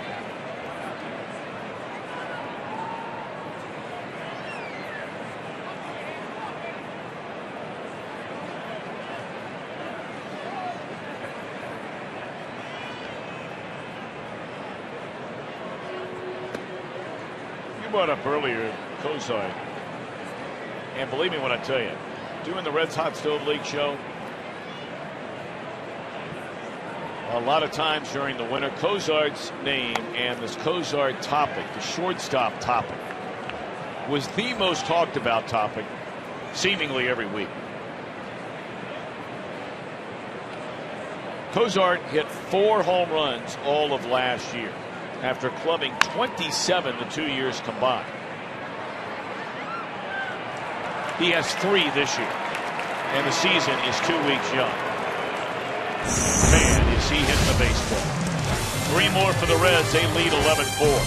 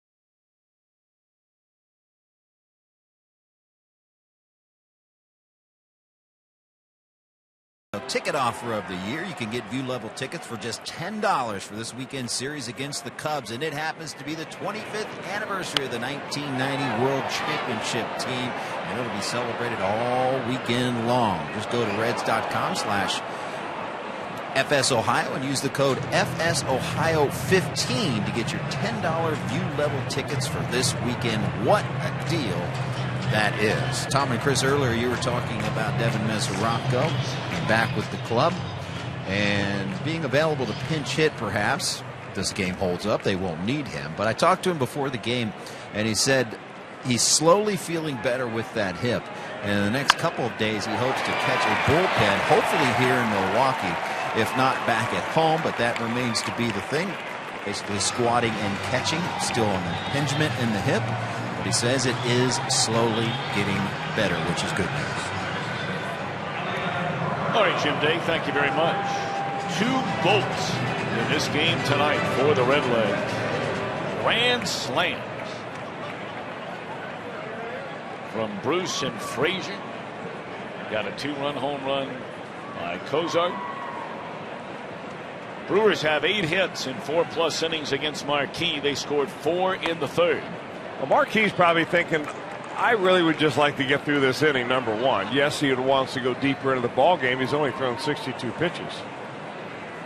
They've knocked him around a little bit. They scored a 4 spot in the 3rd. They threatened last inning with 2 hits to start the inning off.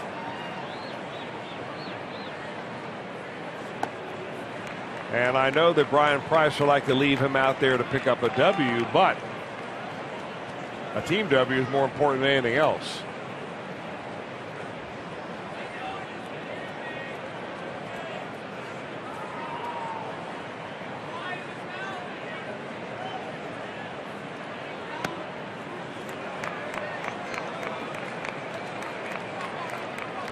Well, the Reds had J.J. Hoover getting loose, you may remember, in the 4th inning after the consecutive singles by Davis and Rogers. And then, as Chris mentioned, with runners on the corners, Marquee retired 3 in a row without a run scored. But here we open the 5th, base hit, and now 3-0 on Alien Herrera. Boy, Herrera just mauled a pitch in his last at bat into right center field for an RBI double. Yeah, this time though, Jay Bruce playing him a few steps deeper, giving him a little bit more respect.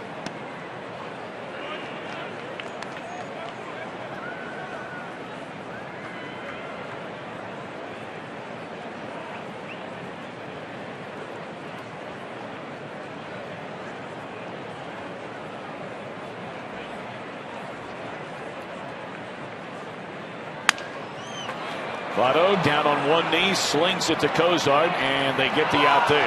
Nice play by Cozart at the other end. Good play by Votto, too. Going from his knees, trying to get the lead runner. Cozart very acrobatic and able to keep that ball in his glove and hang on the bag.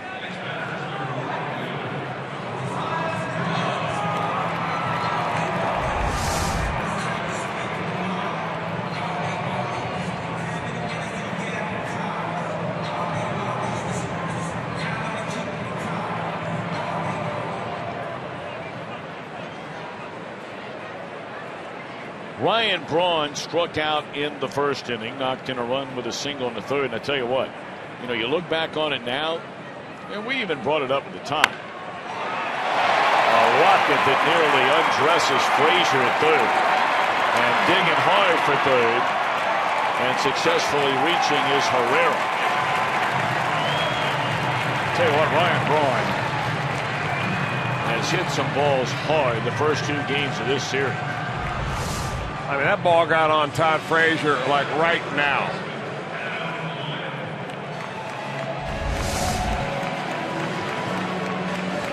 But that base hit to knock in a run by Braun, where it really made a base running mistake. You understand the aggressiveness, the way they're going, and trying to make something happen and stretch that single into a double. But that was a huge out. They're on the corners, one away, and here's Adam Lind. Well, Marquis has taken care of Lind so far, really coming into the ballgame. I thought Lind was one guy that Marquis did not match up well against. Veteran's got a good idea at the plate.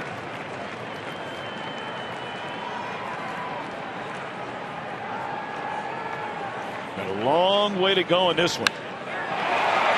Straightaway center field will back up Hamilton. It'll be an out. It'll play to run to make it an 11-5 Reds lead.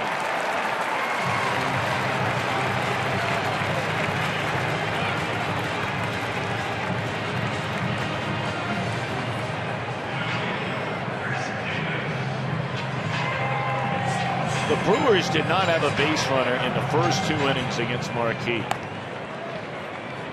They have 9 hits in the last 2 2/3 innings.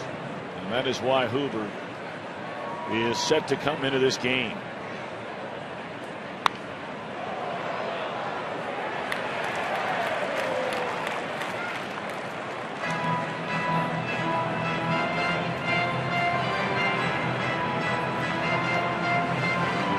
Of course, the Reds took advantage of the error by Rogers going back to that third inning. Should have been the final out of the inning with 2 on a ground ball to him, but his throw errant. Bruce followed with a grand slam. 1-1 to Chris Davis.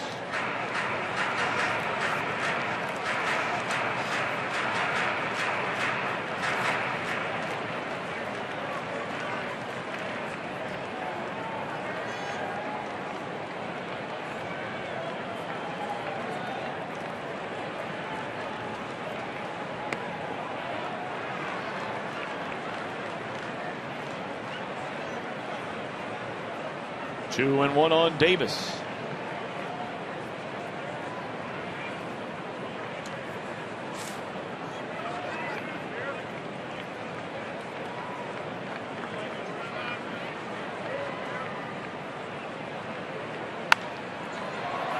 Straight up in the air, and this should do it in the Brewers' fifth.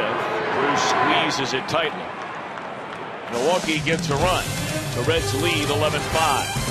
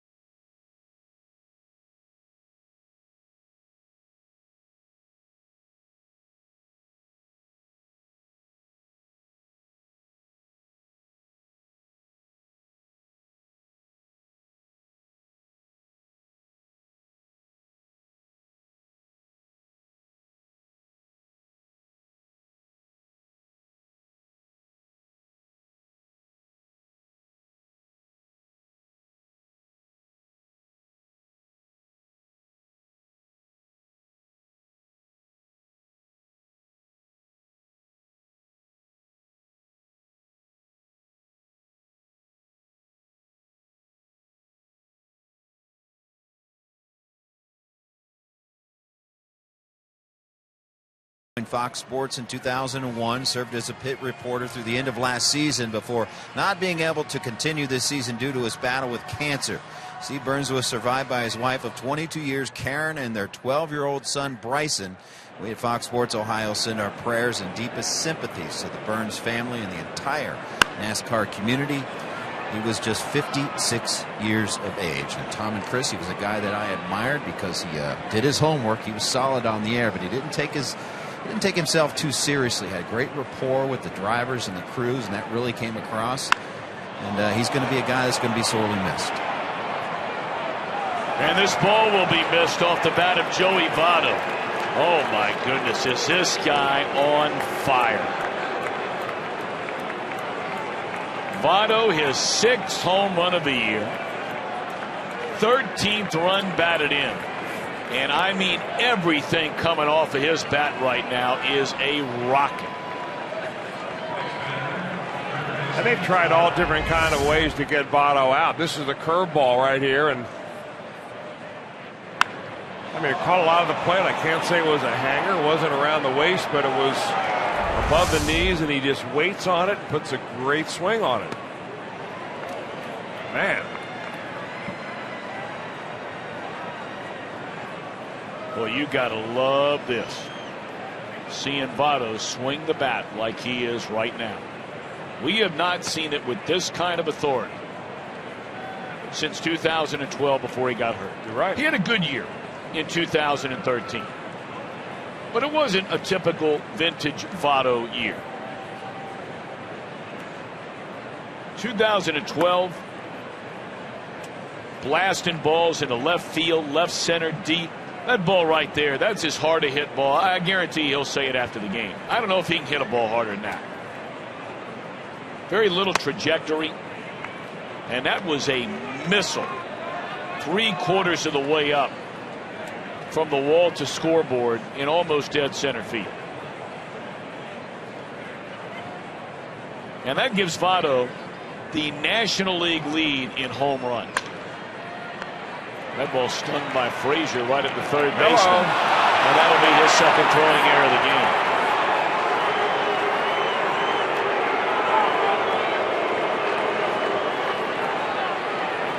His other throwing error, of course, allowed Jay Bruce to bat. And he wound up hitting a grand slam in the 3rd. Jason Roberts has been in the minor leagues as an outfielder, a first baseman, and the 3rd baseman. Primarily outfielder and first base until the last couple of years. They moved him into the 3rd base slot between AA and AAA. Last year he had 21 errors at 3rd base and not having a good night defensively tonight. Getting back to Votto for a moment, he came in tied with Paul Goldschmidt of Arizona and Adrian Gonzalez of the Dodgers for the league lead in home runs. And there's a liner into right that'll fall in a hit by Brandon. Frazier on to second. The major league leader in home runs and the only player in baseball with more home runs than Votto is Nelson Cruz. He has 8. If I'm not mistaken, didn't Adrian Gonzalez hit 3 of his 5 home runs in one game? I think the first game of the year.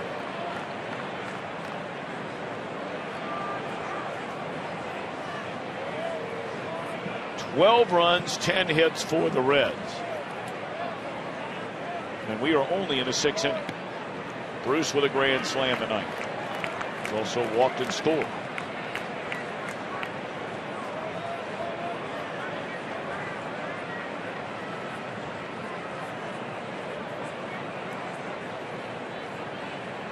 Still nobody out. And a dribbler down to first. It should be the first out, and it is. I'll tell you what now.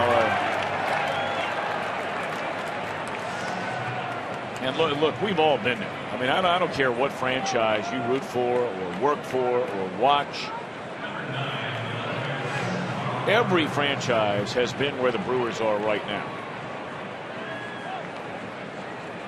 I'm going to tell you what, you start a year 2-11 and things are going the way they're going. You're not hitting.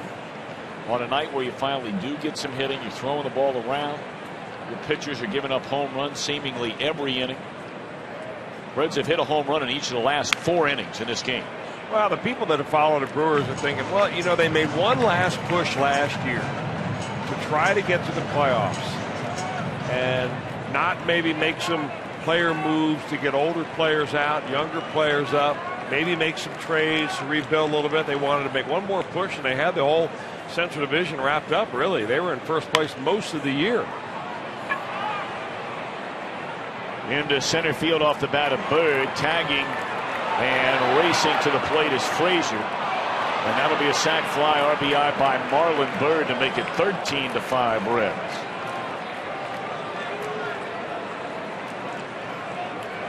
And a lot of those fans that are watching the Brewers, especially now, are saying, see, maybe it would have been a good time to begin to rebuild. Well, don't you think, though, that those fans, I mean, really, that would be the ultimate hindsight is 2020. I mean, nobody around here was talking about rebuilding when, for 150 days of the season, this team was in first place last year. They went 9-22 in September to finish off a titanic collapse. But when that trade deadline went out and got Jonathan Broxton, and they brought in a guy like Parra, a nice piece off your bench, great defender to put in, you know, late in the game.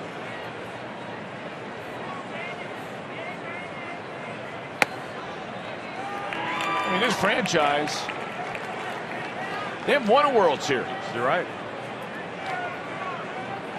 They've got a pretty good ticket base as far as season tickets, and they're around $3 million a year as far as people coming through the turnstiles here. That's why I'm saying, if they had fans that were saying, you know, at the beginning of this year, we got to rebuild, or we shouldn't have made those moves last year to try and go for it. Anyway, the Reds have it going tonight, and Votto's got it going here in 2015.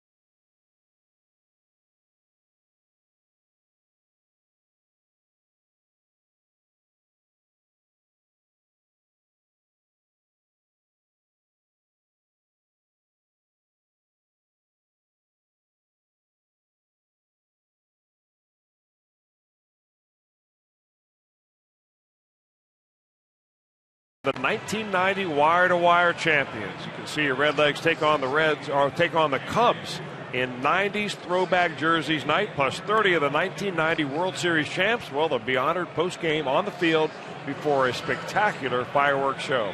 For tickets, call 513-381-REDS. Visit select Kroger locations or reds.com/tickets.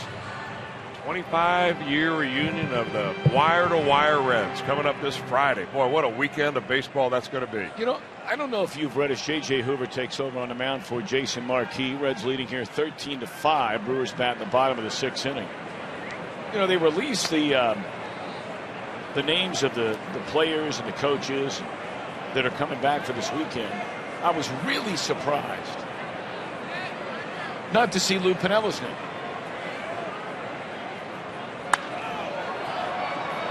The fly ball in the right field. Now maybe there's been an updated list that tells us he is coming.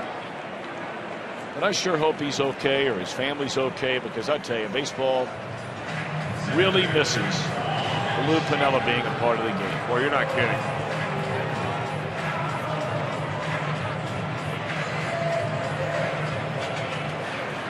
Well, J.J. Hoover is in and Jason Marquis is out. Kind of an unusual pitching line for Jason Marquis. In 5 innings, he struck out 8, did not walk a batter. But he gave up 9 hits, and 5 of those guys came around to score. But he is right now on the line to be the winning pitcher if the Reds can hold on. And J.J. Hoover has retired the first batter.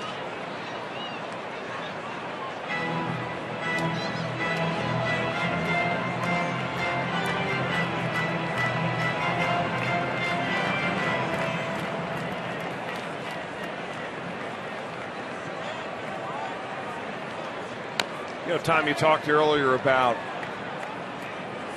Zach Kozar and about how the shortstop position was talked about an awful lot during the hot stove league. What the Reds are going to do, what their options are. And I'm sure the other topic of conversation was how can the Reds improve their bullpen? Yep.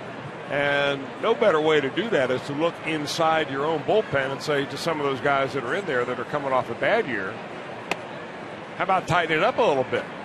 And Zach Kozar has done that offensively for the Reds from the shortstop spot. J.J. Hoover is that candidate here in the bullpen. Threw the ball extremely well in spring training. Thinks he figured out a couple of mechanical issues that he had last year. Ooh. I mean, that is just a saw job right there. Oh, dear.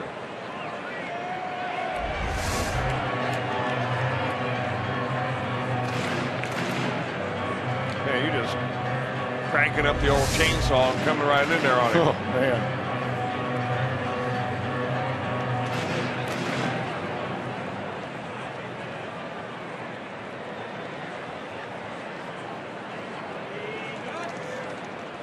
Shaver stepping out of there trying to remove some of those bees.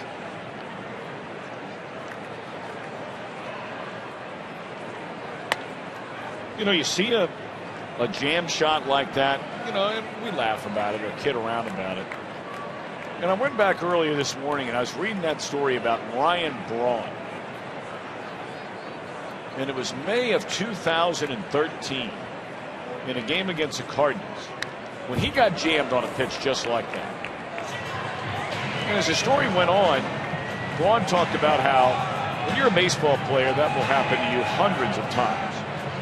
And every time, the feeling in the thumb that hurts so bad initially, it'll always come back. Well, his in that year of May 2013, it never came back. He went on the DL for a month.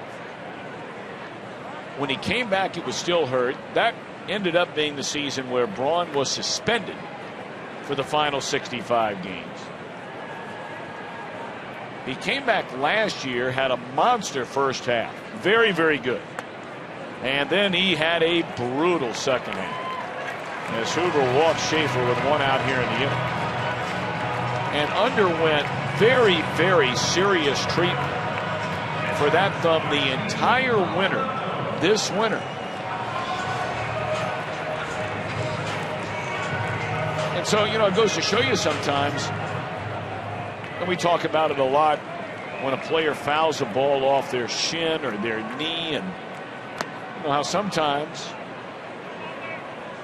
you just never know. Well, you know, the hand injury for a hitter, other than an eye injury, is the worst thing going.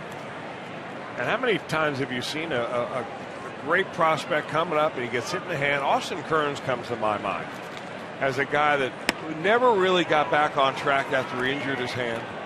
You know, a couple of years ago now, we've seen some hand injury last year with Brandon Phillips with a thumb injury. It just takes a long time for hitters to get their hands back because they're the only ones who know really how it feels. I mean, if you got a pulled hamstring, they can take an MRI and they can say, well, you still got inflammation there. If you got a hand injury that you're trying to turn on a 95-mile-an-hour fastball and you can't quite get the bat head out, you're the only one that really knows that. And you think you can play, but you can't quite play at that level. And instead of a line drive in the gap, it's a pop up to the first baseman. And people are hooting on you because you can't get the job done. When you know that it's your thumb or your hand or your wrist. Well, it's hard to believe. I mean, you're working on an 8-run lead. I think that Jeff Pico is going to remind him of that math right now.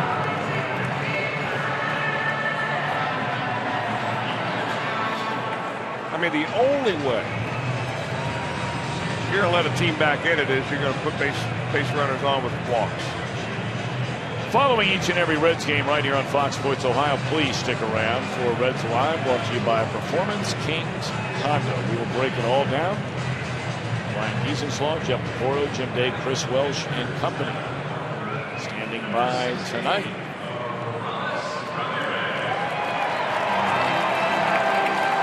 We are only in the bottom of the 6th inning. J.J. Hoover retired the first batter. He has walked the number 7 hitter. He has walked the number 8 hitter. And now the pinch hitter will be Aramis Ramirez. Batting for Thornburg, who had a dismal 2 innings. 2 innings, allowed 2 hits and 4 runs. 3 of them earned.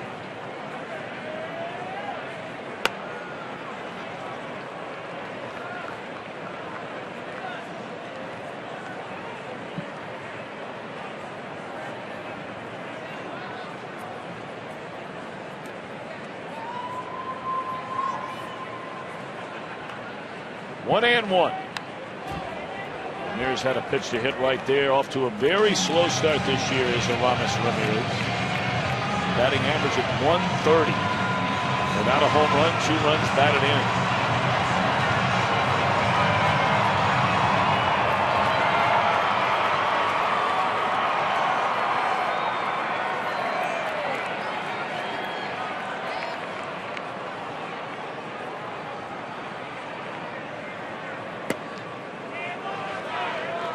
Cardinals and the Nationals in the bottom of the 9th inning in D.C. They have combined for 19 hits in that game, but it's a 1-1 score.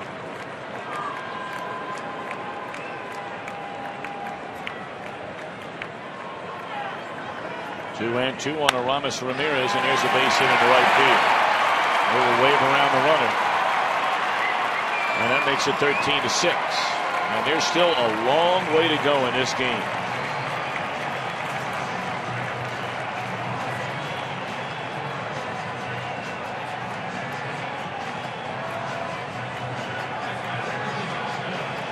They're going to get some more action down in the Reds bullpen. I don't think that the leash on J.J. Hoover is going to be all that long. Not when you walk a couple of batters in an inning in which you've got a huge lead. That lead now 7 runs. Gene Segura's had a good night at the plate. 2 out of 3 base hits in each of his last 2 trips. And he's hit the ball hard tonight. You know, we started to talk about Segura earlier. An all-star in 2013. Starts off 2014. They offered him a long-term contract. He turned it down. 2-0 count. Then you may remember he got hit in the head on a bat swung by his own teammate Ryan Braun. But that was just the beginning of a very tough and very sad year for Segura. Because the middle of last summer, he had an infant son that died in the Dominican. That one hit down the right field line. Foul. So there are only a very small group of people out there watching the game that know the pain of losing a child. Segura finished very strong in September. Looked like the player he was in 13. Had a new baby boy during the wintertime, and we certainly hope he's doing all right. 2-2 to count on Segura.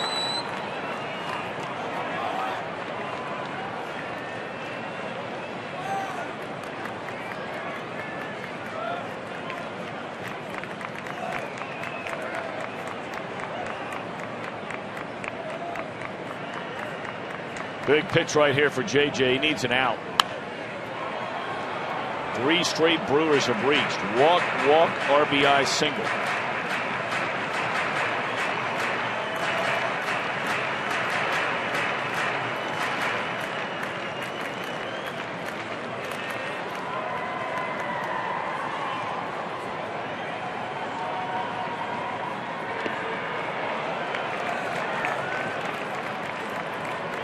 The breaking balls in this inning by Hoover. Well, one of the reasons you really need an out here is because you want to avoid Ryan Braun in this inning at all costs. Because if he does come up, it means either they've scored some runs or there are a lot of guys on base.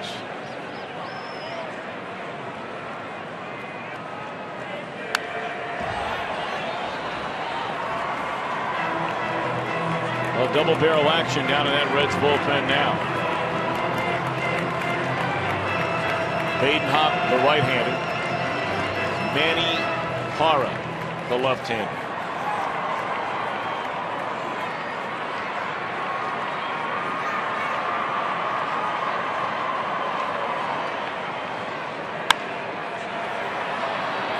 Down the right field line, and Jay runs out of room.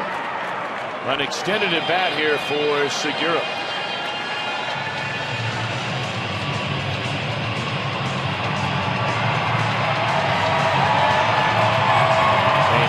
Pitch at bat so far for Gene Segura against J.J. Hoover.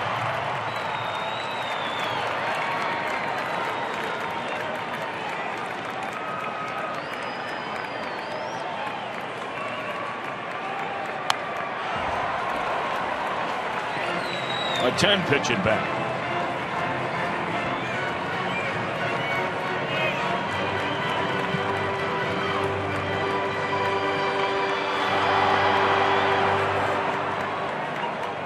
This is where you can't give in if you're J.J. Hoover and say, well, I just got to throw him a strike right here to get him to get the ball in play. You still got to give him a good pitch.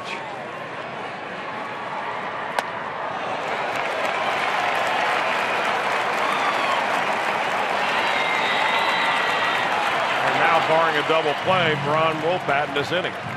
He won't be facing Hoover.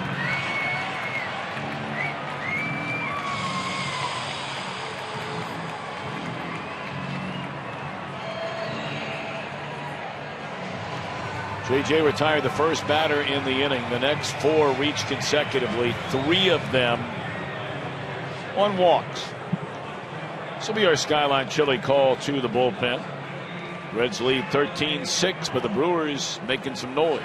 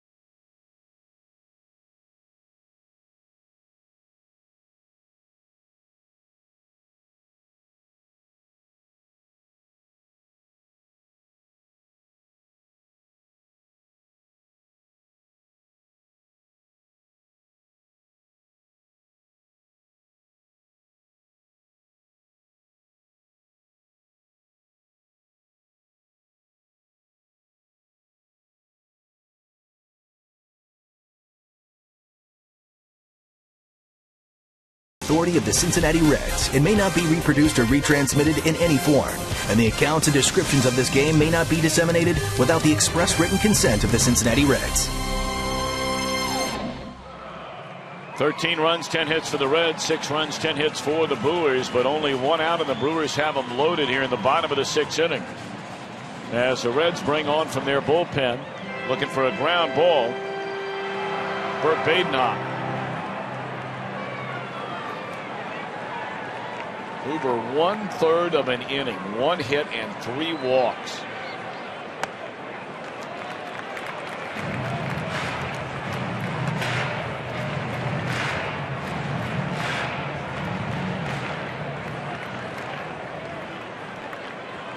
Badenhop pitched a 9th inning last night.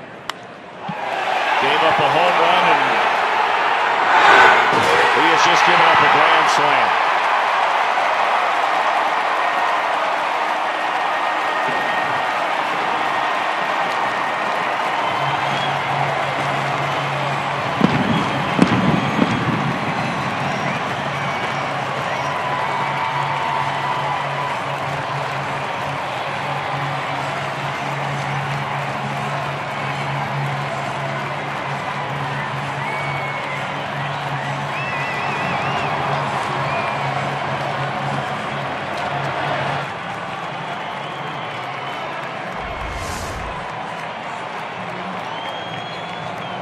Pretty much right down Broadway. Herrera's not going to hit too many home runs, and ones he hits are probably going to be right down that line, but he does it with the bases loaded and makes it a 3-run game.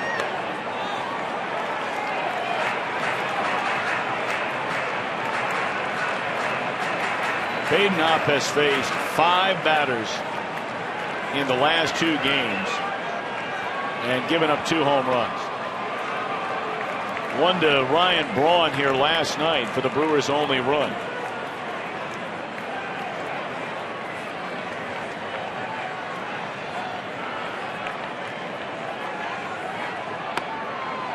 And now it is 3-0 on Braun.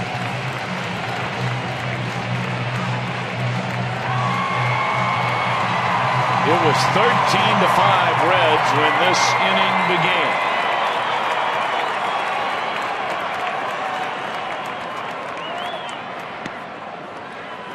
And it is now a 3-run game, and as we said just a short while ago, there is still a long way to go. And unless this Reds bullpen gets it turned around, the scoring is not over tonight.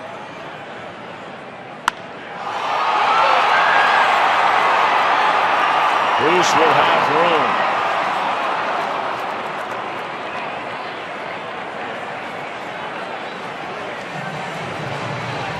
He didn't miss that one by much.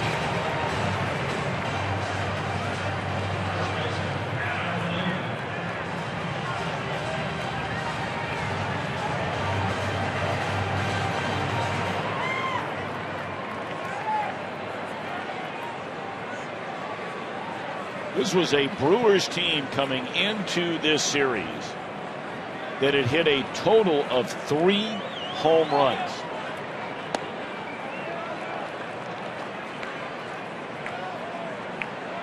They have 3 in a game and a half. But the Reds are still in front. They have a 3-run lead. It's been a while since we've seen a game like this. It seems like almost every one of these games we've seen on this road trip, especially in St. Louis and the first one here last night, just pitching dominating games. And now you're looking at a game in which there's 23 runs scored. Well, and you weren't with us in Chicago, but in that series, you had a 3-2 game sprinkled in there as well. Votto on the line feeds Badenhop to end the inning. Brewers come up with 5. It is a wild one here tonight. 8 come to the plate, 5 score. 13-10, Reds in front.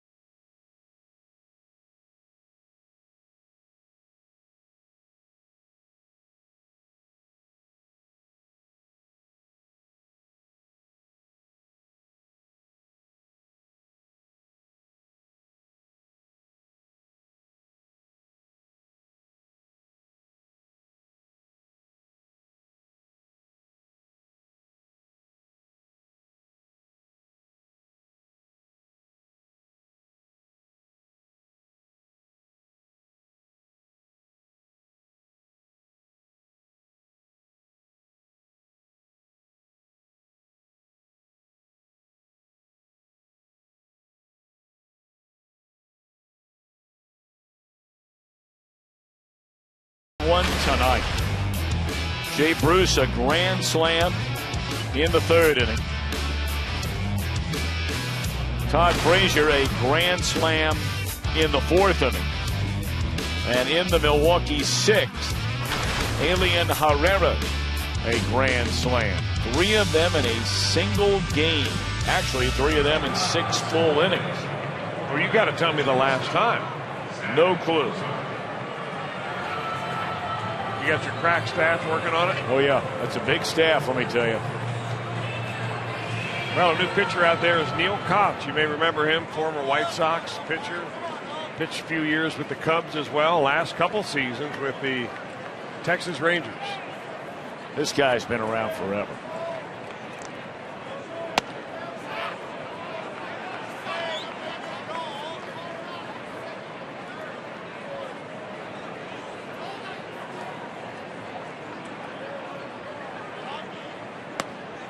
Well, I can tell you this. 3 grand slams in a single game ties a major league record. Wow. Last done in 2011. On August the 25th that year, the Yankees and Athletics. And this one is hammered into left field. And it is gone. A second home run tonight. Wow. A third in the last 2 days by Cozart. And with 4 home runs, he has matched his season total from all of last year. Good for Zach Cozart. Man.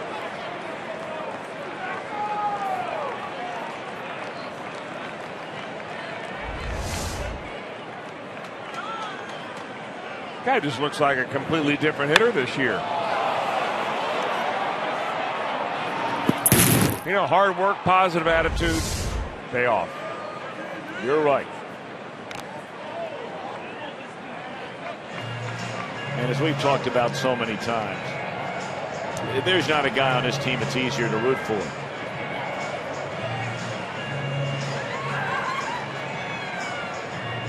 Well, look who's making his first appearance since the last were Reds at home.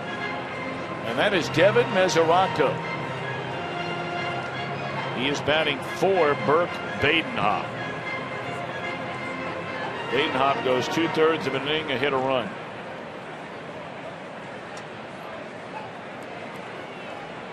Reds are going to try to navigate the last couple of innings, I'd imagine, with Jumbo.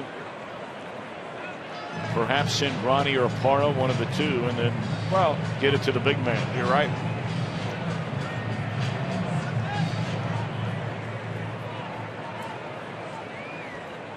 Mesoraco, 2 hits in his first 21 at-bats. He's been bothered by what is called an impingement of his hip. Now, there have been some position players in recent years that have had the same kind of injury. 2 big stars come to mind. They would be Alex Rodriguez and Troy Tulowitzki. Well, they actually had hip labrum problems to the point where they had surgery. Now, I don't think that they're hoping that that's not going to be the case with Mesoraco. But I think your point is that they're position players and they're not catchers who precisely squatting is part of the job description. In fact, it is the main part of the job description. Where you are in a position unlike any other position in any other sport. I mean, think about it. There's no other player, football, basketball, not even a hockey goalie, is in the position that a major league catcher is in every day.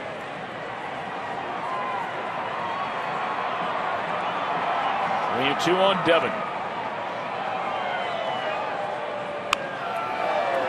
Pulls it foul. Well, it's nice to have him back. Sure is. The last time we saw Devin Mesoraco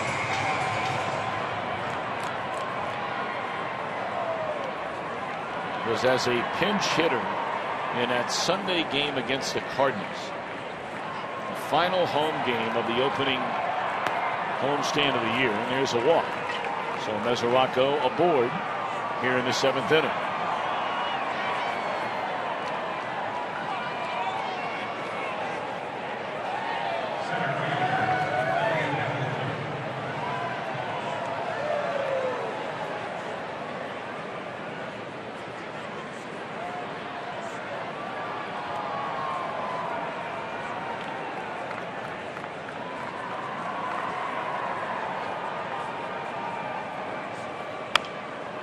That one muscled into shallow center field. It will fall in a hit by Billy. Billy's first hit tonight. So the Reds offense not going to ease up on the pedal. They get a home run, a walk, and a single against Cox to begin this 7th inning. And Joey Votto can't wait to get in the batter's box.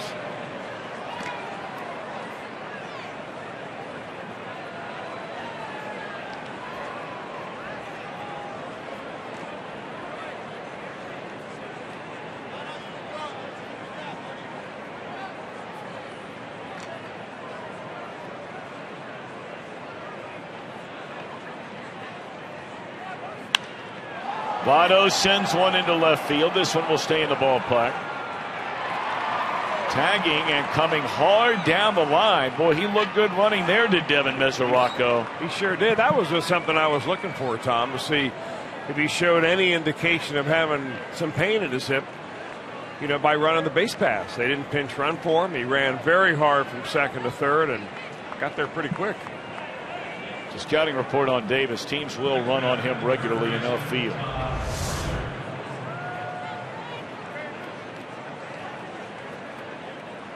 And, you know, there's an example of a player paying attention to the scouting reports.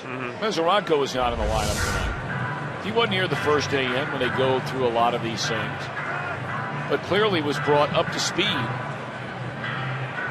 Being back with a team here tonight that, hey, look, we get a situation to run on this guy, we're going to run. Well, it's the same Chris Davis that's been out there, and Mesoraco's probably run some of these scouting meetings in the past, at least from a you know, a pitching strategy standpoint. They probably go over some defense too.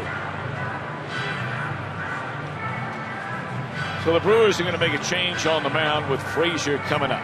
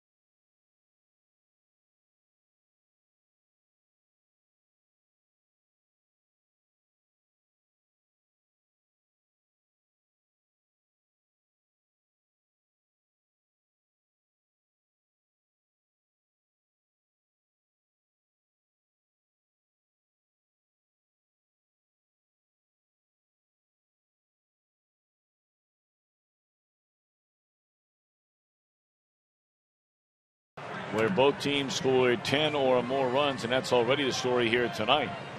August 25th, 2010 in San Francisco.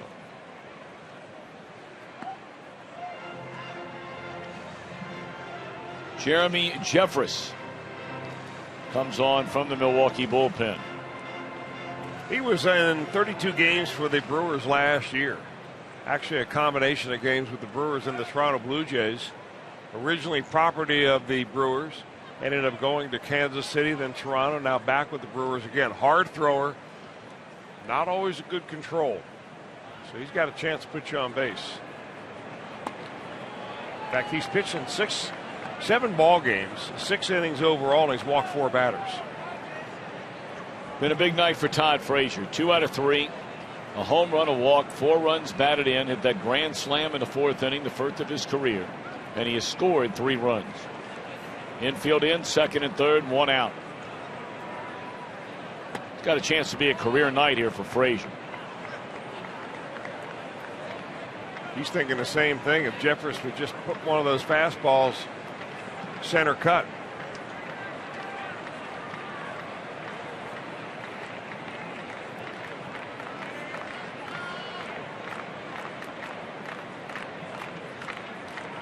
The 4 RBIs already tonight by Frazier matches a career high in a game.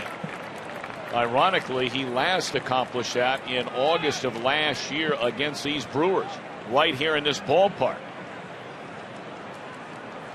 Now a chance for a career best if Frazier can plate Mesoraco.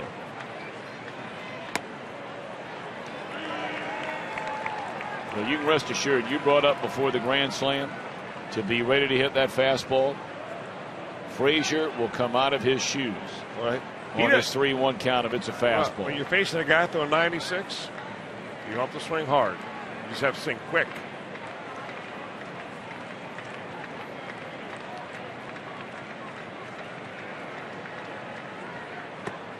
Took the walk. It was out of the strike zone.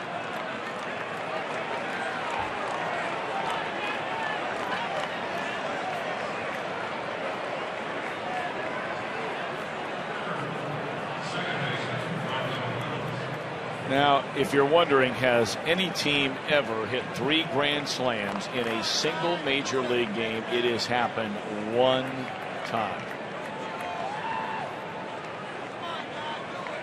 August 25th, 2011, the Yankees did it against Oakland. Brandon Phillips bats with the bases loaded, and the two teams have combined for 3 of them. The Reds have 2. Breaking ball in the dirt. Boy, nowhere to put you here, Brandon. That's the first non-fastball that Jeffress has thrown. So when he misses like that, you bounce it in the dirt, you know. I mean, you're betting the ranch on a heater on this next pitch.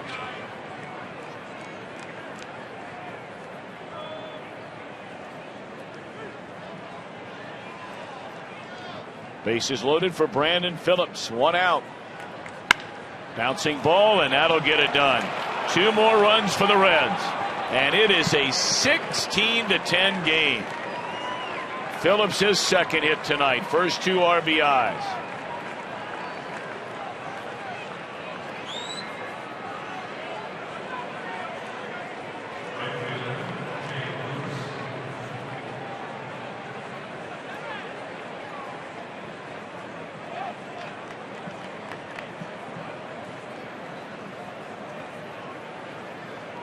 The Reds in the last 5 innings have homered in each of the last 5 innings.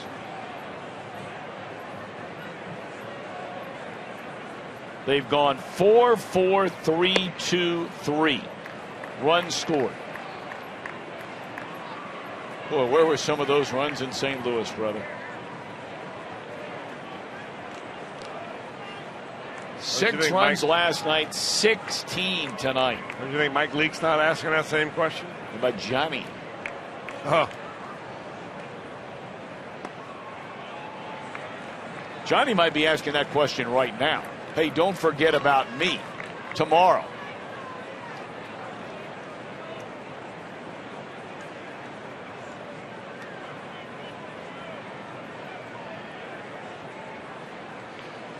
Two on, 1 out, 2-0 on Bruce. 3-0. There are so many things that are wonderful, I'm sure, about being a major league manager. Competition, highest level of a sport you love. Dealing with the media. That might not be up there. 3-0 to count on Bruce. And there's a strike. The paycheck, I mean, overwhelming majority of things. But one of the things that has to be as nerve-wracking as anything else, watching guys come in from the bullpen and walk batters time after time. And both managers have experienced that tonight. That should have been ball 4. Hoover came in and walked 3. Kotz came in here in the 7th inning and walked 2.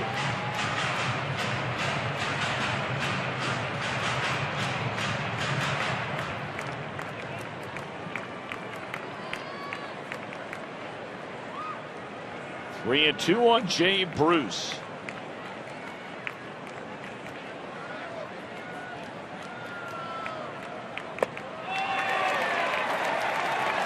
Well, he threw 3 straight pitches in that exact same spot and got the same result on all of them. Yeah, I'm not sure how many of them would have been called strikes. You know, you get a little bit anxious. You've had a pretty good night, obviously. If you're Bruce, you've hit a home run, you've walked, you scored a couple of runs, and you see a couple of more runners out there, and you're maybe a little bit over anxious to get it done. About time for Marlon Byrd to get in the act. Well, I brought up earlier, he is 0 for 3 tonight. Got a sac, fly, RBI. Reds scoring their most runs in a game in 8 years. Bird tardy on the fastball, fouls it out of play. Strike 1 on Marlon Byrd. Byrd has 6 hits in 49 at bats.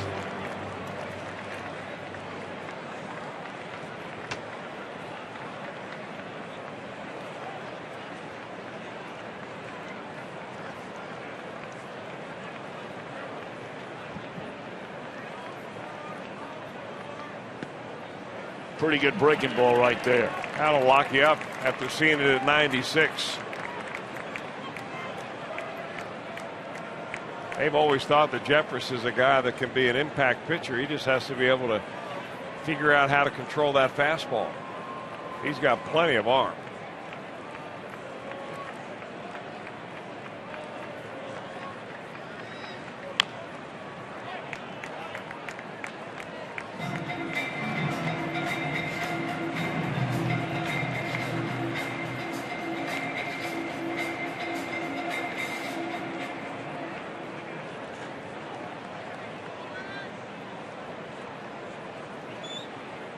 $16 runs, 13 hits for the Reds, 10 runs, 11 hits for the Brewers, and we're just in the top of the 7th inning in Milwaukee.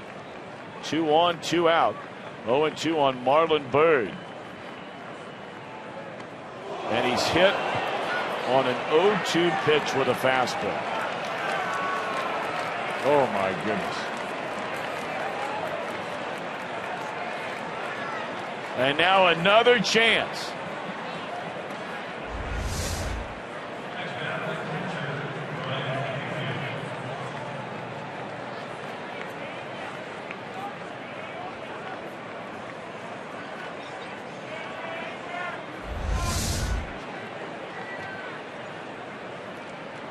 Ryan Pena with the bases loaded. Down a strike. Pena made his first out in an official plate appearance of this series his last time up. I mean, Pena's seen a night full of grand slams. You think he's thinking about it right here? Why not? I mean, you got to be, right? Why not? Can't blame a guy for that. Got a 6-run lead in the 7th. Let it rip. But knowing Pena and the kind of player he is, what we've seen the last year plus, he's thinking about getting a base hit, keep the inning rolling. He's thinking about going deep. I'd love to see this guy go deep. Oh.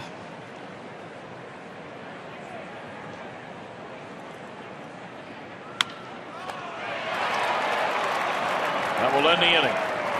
The Reds have scored and homered in 5 consecutive innings.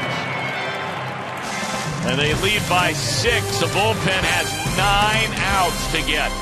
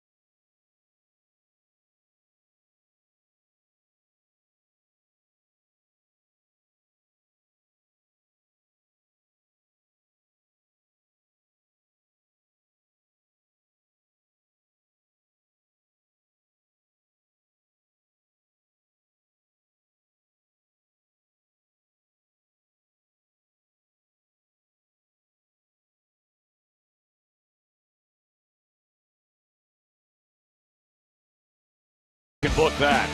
The Detroit Tigers look to try and stay hot. LeBron and the Cavs jump out 2-0 on Boston. Stick around right here, Fox Sports Ohio. After Reds Live for Fox Sports Live, or catch it on Fox Sports 1. Saw where Mark Melancon gave it up again tonight for the Pirates, and all of a sudden, you look around this Central Division, and really outside of the Cubs, everybody's having their fair share of problems in the bullpen. You're right about that. Now, the Cardinals have been good. They're using a lot of guys, and they're matching up a lot. So their ERA and their numbers look pretty good as well. Well, I talked to a couple of scouts today who saw Melancon pitch recently, and they don't think that his stuff is quite as sharp as it has been in the past. Brewers have had their problems. The Reds obviously have had their problems. Jumbo Diaz in now. He's had a couple of problems out there. He's been in 6 games, 5 innings, struck out 6, but given up a couple of home runs. The one guy who is virtually invisible on this pitching staff is Tony Cingrani. Well, he's not been in a ball game since April the 14th. And that was only for a third of an inning. You got to go 2 days before that, the 12th, when he pitched more than just a third of an inning. April the 12th. Today is the 21st. Yeah, I'm not really. I've not heard any of the writers ask about him in Brian's pregame meetings. I presume he's okay.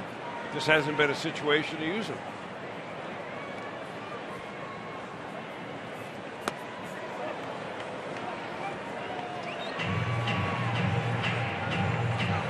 Chris Davis was swinging at that pitch no matter what. 2-0, figuring he's facing a fastball pitcher, and he was hacking, and that ball was about a foot outside.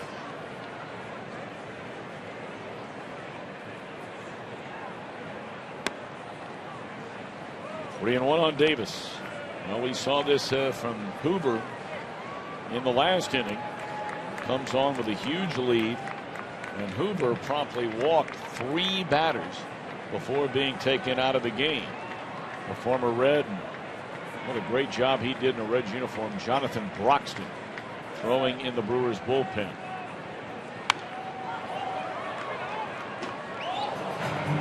I know there are those out there that it's written about, it's talked about a lot. Bill James was the first guy, and Lord knows Bill James has studied a lot about baseball, and considered the father of sabermetrics, I guess, if you will.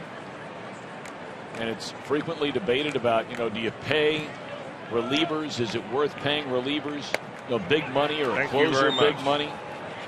Chris Davis strikes out to begin the inning.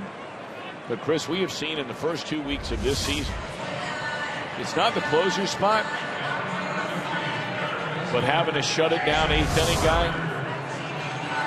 Where would the Reds be right now just in the first 2 weeks of the season? Yeah, you're right. With a shutdown 8th inning guy. And they have that in Jonathan Broxton. Well, they're still trying to figure out who that person's going to be on this team. They figure that if you've got good enough stuff, you can figure out a way to do it.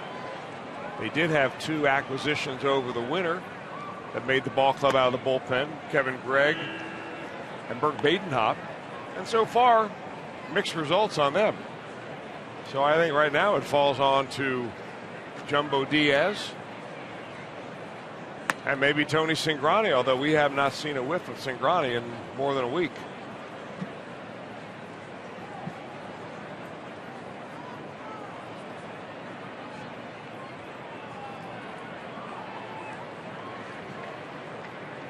Well, there's Tony.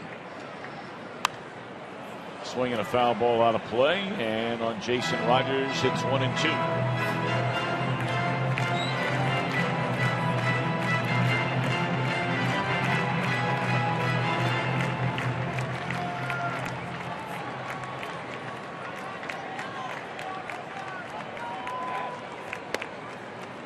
Jumbo wanted that call, didn't get it. Yeah, that's a pitch sometimes that, here he's throwing 97 miles an hour. If the hitter doesn't see it that well on the outside corner on the knees, how well can the umpire see it? I'm not suggesting he takes anything off of it.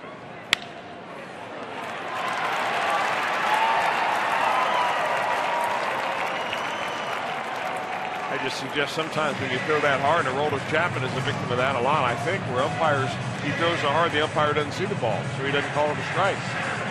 Rogers had a tough day in the field, but he's had a couple of hits at the plate.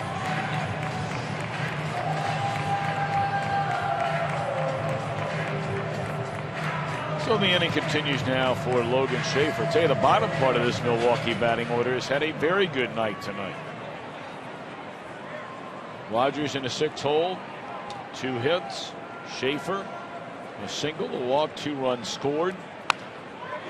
Maldonado, the number 8 hitter, a 2-run home run, has also walked and scored a run.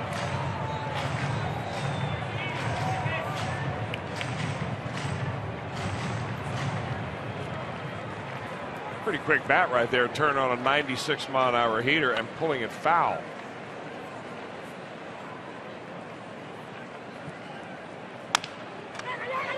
Dribbler here. Joey will throw to second, get the lead runner, 2 away in the inning.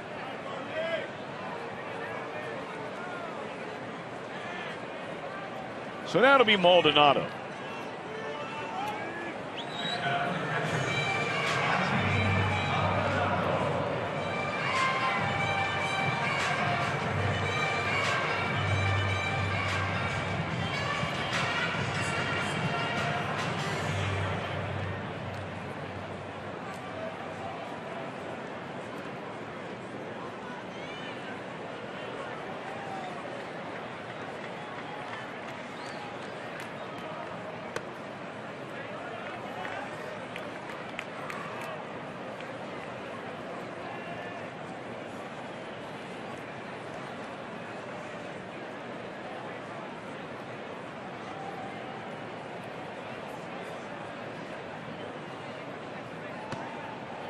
Breaking ball in the outside corner, a strike.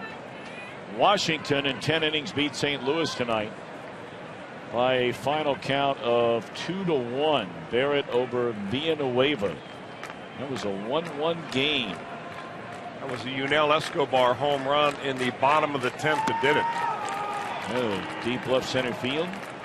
That was after the Cardinals tied the game against Drew Storen, the Brownsburg, Indiana native and closer of the Nationals.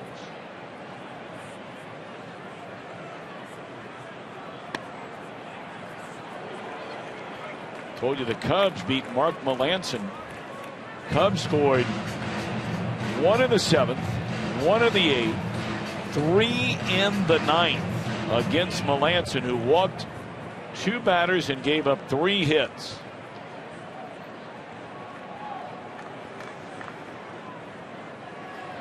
Another big night for Chris Bryant, the heralded young prospect of the Cubs. 2 more hits, 2 more runs batted in. He is batting .444 and already has 6 RBIs. And just made his major league debut on Friday afternoon. Well, they just brought another youngster up, Addison Russell, come in to play second base, and their infield now averages about 23 years old. They think Russell's about the most polished of all of them. Well, I don't know how you could say that with Chris Bryant in that infield. Bryant is batting in the cleanup spot. Yep. Russell 0 for 5 tonight. Struck out 3 times. And of course, it'll be the Cubbies in Cincinnati this weekend. Looking forward to that. Great baseball to come out to see.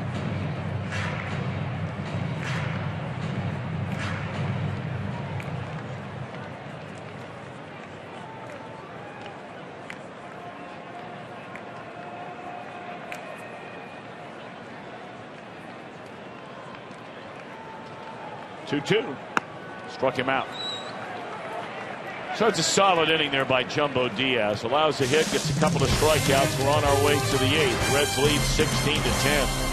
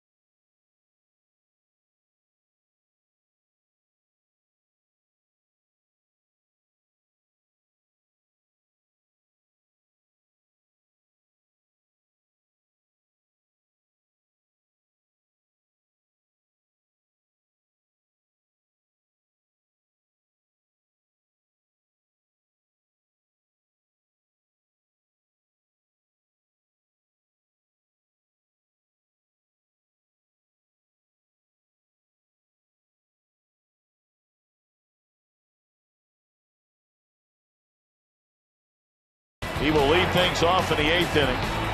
He has 3 hits, a pair of home runs, 3 runs scored, a stolen base, and 3 batted in. Now with 4 home runs, Cozart has as many long ones as he had during a very rough 2014 season. And he is in the driver's seat with Kia.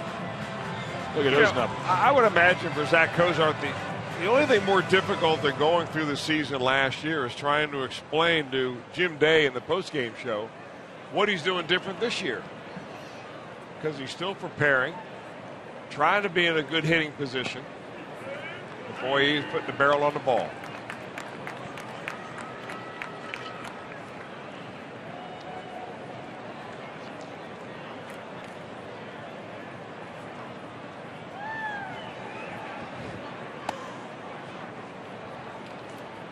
The former Red, Jonathan Broxton, takes over on the mound. One-time closer, of course, for the Dodgers. Came all the way back from Tommy John and resurrected his career. 2 balls and a strike.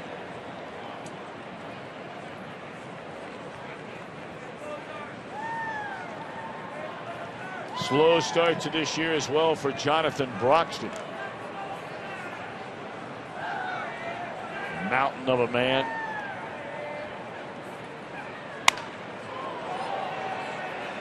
Herrera, good range there. The pirouette to throw out Cozart.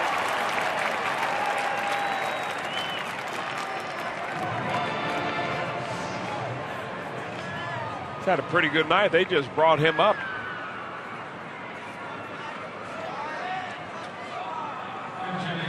He has made some nice defensive plays. He's hit the ball hard, obviously, with a grand slam.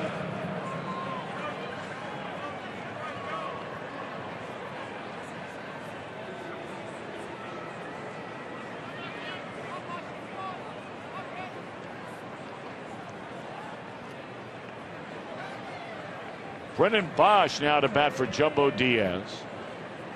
We're going to get a look at, it appears, I think it's Kevin Gregg way out there in right center field getting loose.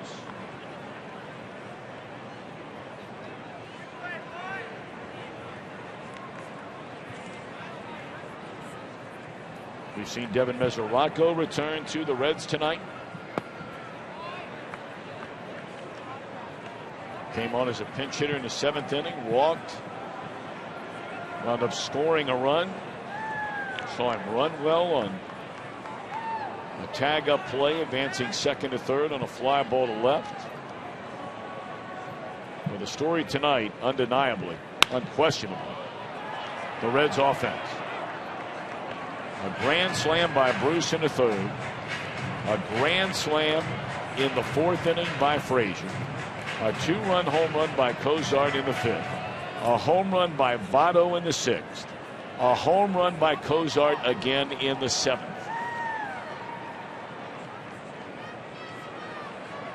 Now, of all the last time it happened, the things we talked about here tonight,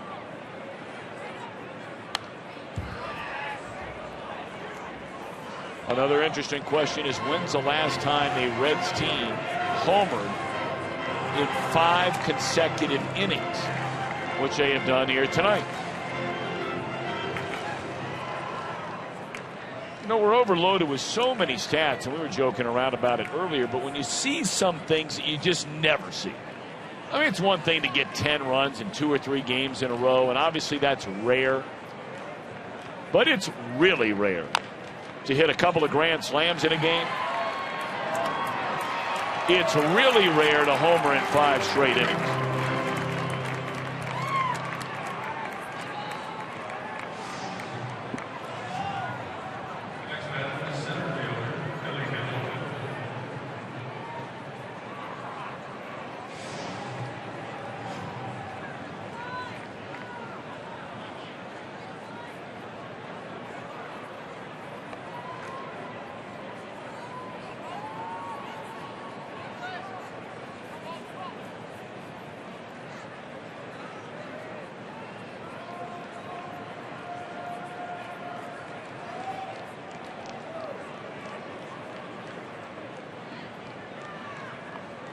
doing a little studying over there?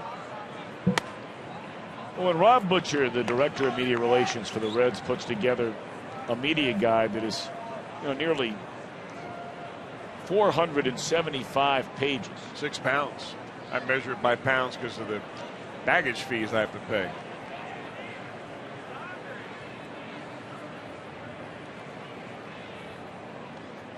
There are 3 pages of, under the heading of, the last time it happened.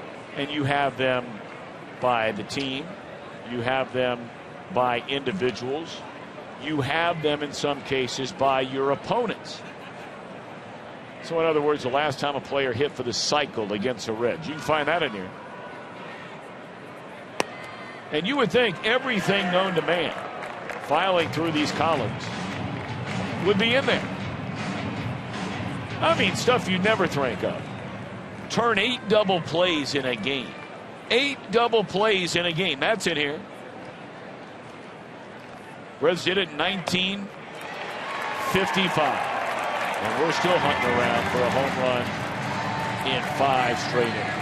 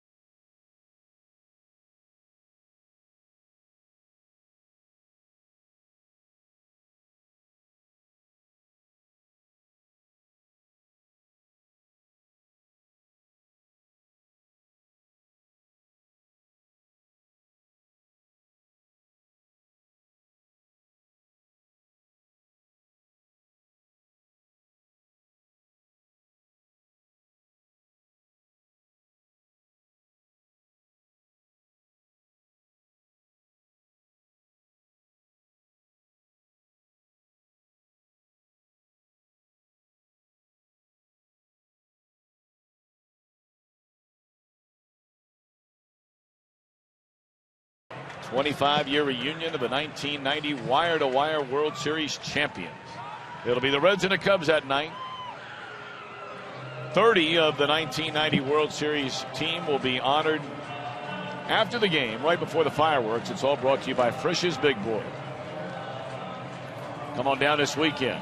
Friday night, Saturday, and Sunday afternoons. 513-381-REDS. And now taking over on the mound is right-hander Kevin Gregg. Been around a long time, Kevin Gregg, and one of the guys that Walt Jocketty brought in to try to solidify this bullpen a little bit. For the most part, Gregg has always been a strike thrower. Big dude, 6'6", from Corvallis, Washington. Oregon, excuse me.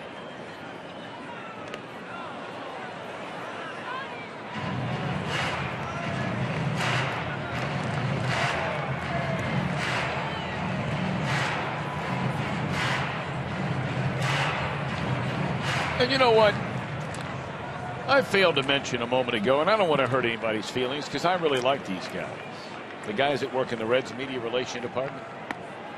Well, Butcher's not the only one that puts that media guide together.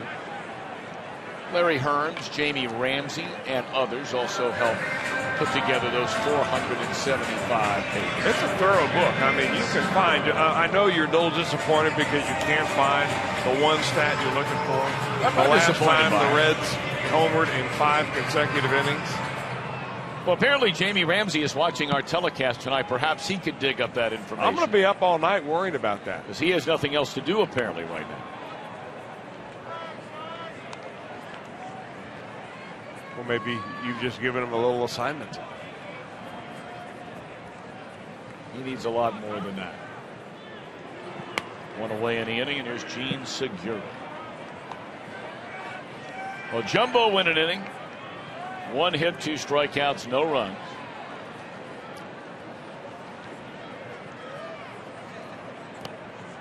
And it's 2-1 on Segura. Been on base 3 straight times.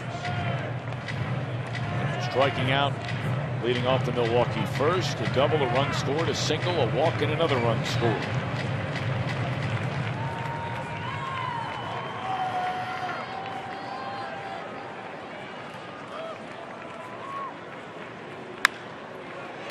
Oh, what a nifty play by Votto, and it's dropped by Greg. Votto has made some sensational plays in the field the early part of this year. Well, I'll tell you, it's like Votto's got a magnet in his glove. That ball just finds the spot. Look at that. That ball is hit hard. It's slicing on him. Comes up with a perfect lead pitch to Greg right there. And, you know, that's one of those things where the ball gets there about the same time the pitcher gets to the bag, and you take your eye off it for a second, and you end up dropping it.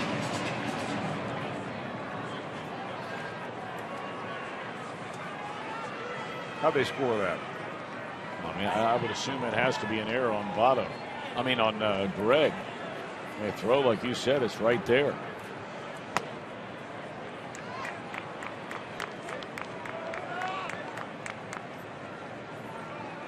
Yeah, they have an error up on a scoreboard, and the Reds had not committed an error through the front 7 innings of that game, so that's got to be it. Yeah, he won. Well, you mentioned earlier they just brought up this Alien Herrera today. And what a night he has had. Struck out his first time up since then, a double, a fielder's choice, and a grand slam to right field.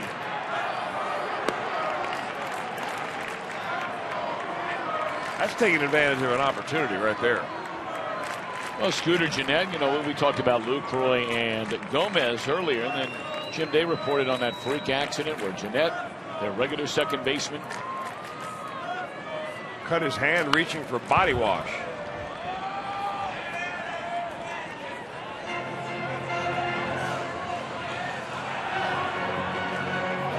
I tell you. You know, it would be an interesting book. Maybe Rob can put it in the back of the media guide. All the interesting and unusual injuries to baseball players. I'm trying to remember the one that was so famous in San Francisco years ago. Very talented young player. Remember Chris Brown? Yeah, of course.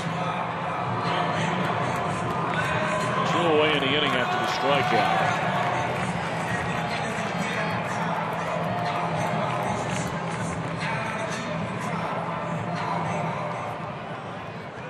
I know Ricky Bonas, who was a pitcher for the Reds. Did Yeah. he injure himself in a lounge chair, like a recliner? Yep.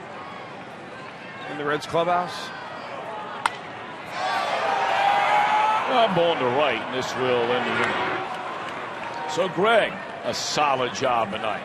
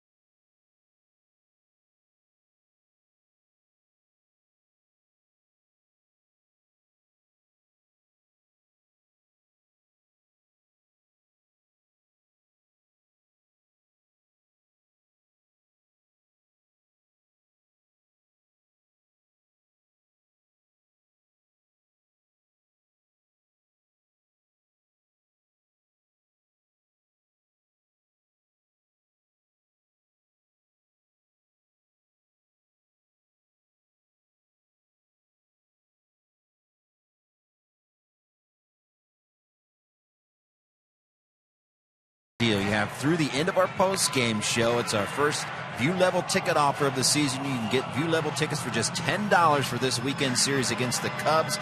It includes the 25th year reunion of the 1990 World Champion Cincinnati Reds. Log on to Reds.com/FS Ohio. Use the promo code FSOhio15. And again, you have through the end of Reds Live postgame. Let's also check out our Steel Power Tool Performer of the night. And the Reds team, just look at the numbers. 16 runs, you guys mentioned it, most since 2007. 5 home runs, most in a few seasons, and 2 grand slams, 4th time in team history they've done that. I am scoring in ink tonight, boys, and I might run out of ink in this one. My scorebook looks a mess, but it's been interesting. Well, there's no doubt about that one, Jim Day. It has been a wild night here tonight for the Reds.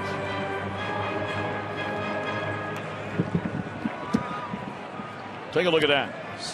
Color-coded and everything. Hey, Tom Brennan, I learned that from some guy named Marty Brennan.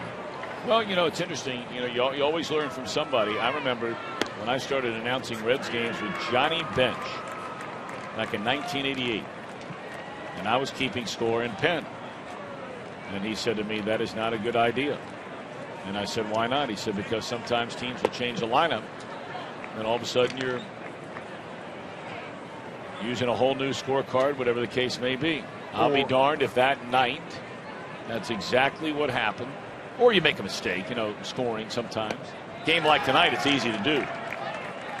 With all these pitchers coming in and runs and hits, and home runs. Was that the first night you broadcast with him? It was the very first game. You know, was that the night where he did play-by-play and you did color? No. Did that ever happen?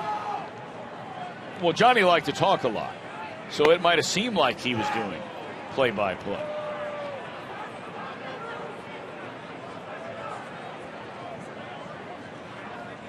Well, I'm going to have to go back and get that tape. You know, the one constant through it all is our distinguished director, Roy Alfers. Votto, a comebacker to the mound. 1 away in the inning. Michael Blazek on the mound now for Milwaukee.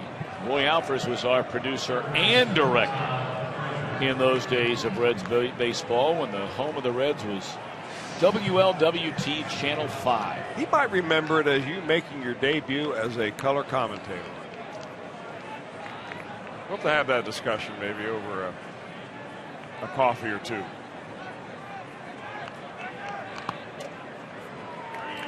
If that happened, I don't remember. I remember doing a game with Joe Nugsall on the radio where he was doing the play-by-play. You know, I had started to mention Chris Brown and odd injuries. You brought it up a little while ago. You know, young man was an all-star, blessed with an incredible amount of talent. One famous story had him missing a game because he slept on his eye wrong. Brown had a very sad ending to his life as a very, very young man. Swing and a miss, 1-2 on Frazier. He ended up driving a truck for Halliburton in Iraq after basically just saying, I don't need baseball anymore. Was over there for some major incidents, gunfires, AK-47s at him, so on and so forth. Came back home. His life, like many veterans, never the same. Frazier, a fly ball in a deep left center field. Parra will have room for the second out of the inning. And sadly, he died in a fire. As a very young man after his return from Iraq.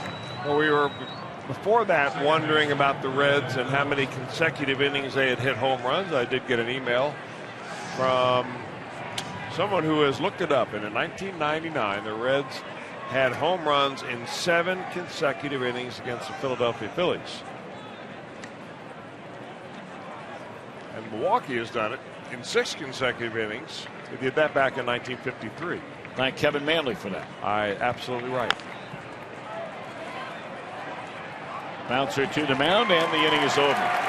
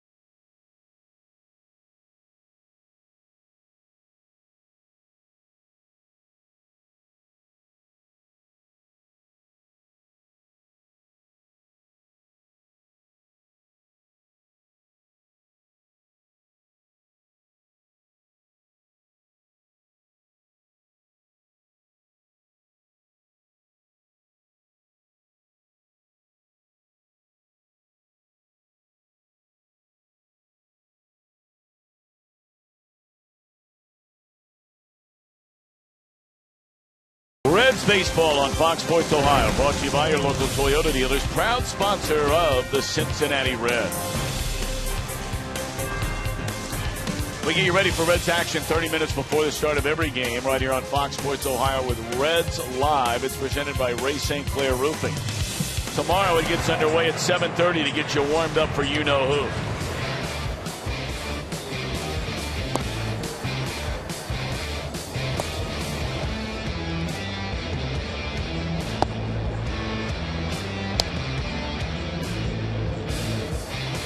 Johnny Cueto gunning for win number 1.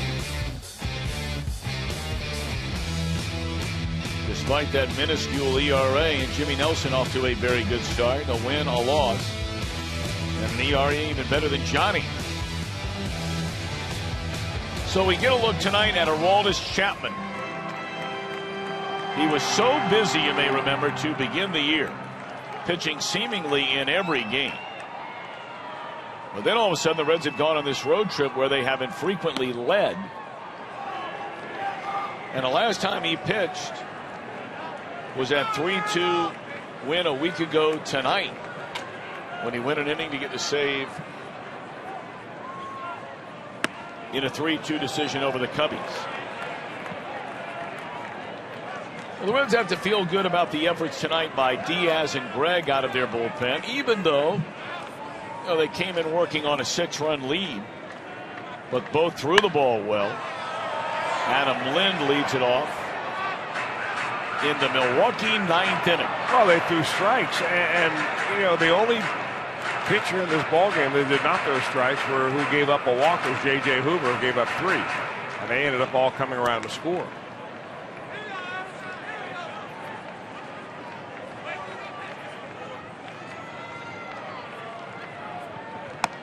On swinging Lind to begin the Brewers' ninth.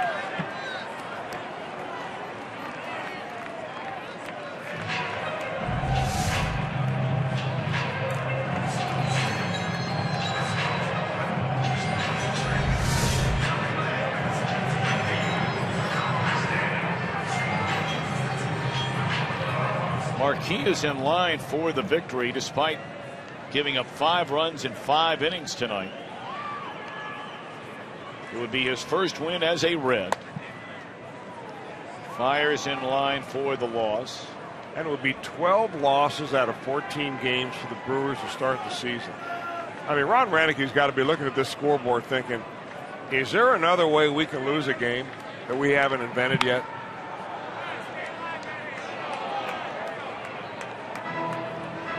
This is clearly the worst nightmare any organization can have to start a season.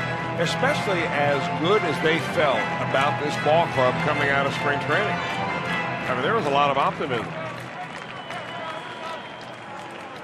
Essentially the same ball club they had last year that, as you said earlier, Tom, had been in first place for 150 days. Although, you and I talked about this in our season preview. Neither you nor I, and we both might be dead wrong when all's said and done, did not think as highly of the Brewers as some other teams or some other people out there. And mainly because of the pitching. Yeah, I mean, starting pitching. Yeah. Back-to-back strikeouts for Aroldis Chapman. And the Brewers down to their final out. And remember now, the last couple of years, Kyle Loesch has been rock solid. Gallardo, despite his ups and downs, was a guy they could count on to win them double digits year in and year out. He's been their opening day starter each of the last 4 seasons. Marco Estrada, not great, but certainly not bad. Serviceable as a number 5 guy. They brought in Garza, and they certainly have to be disappointed in what they have received from Matt Garza. Very disappointed. We will not see him in this series. He got kicked around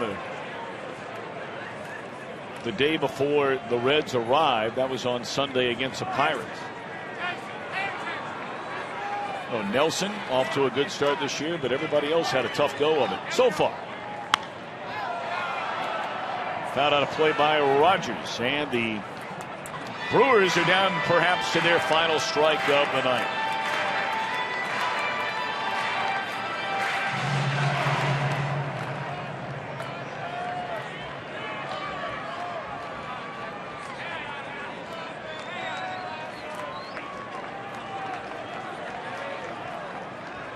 Chapman fans aside in the ninth inning.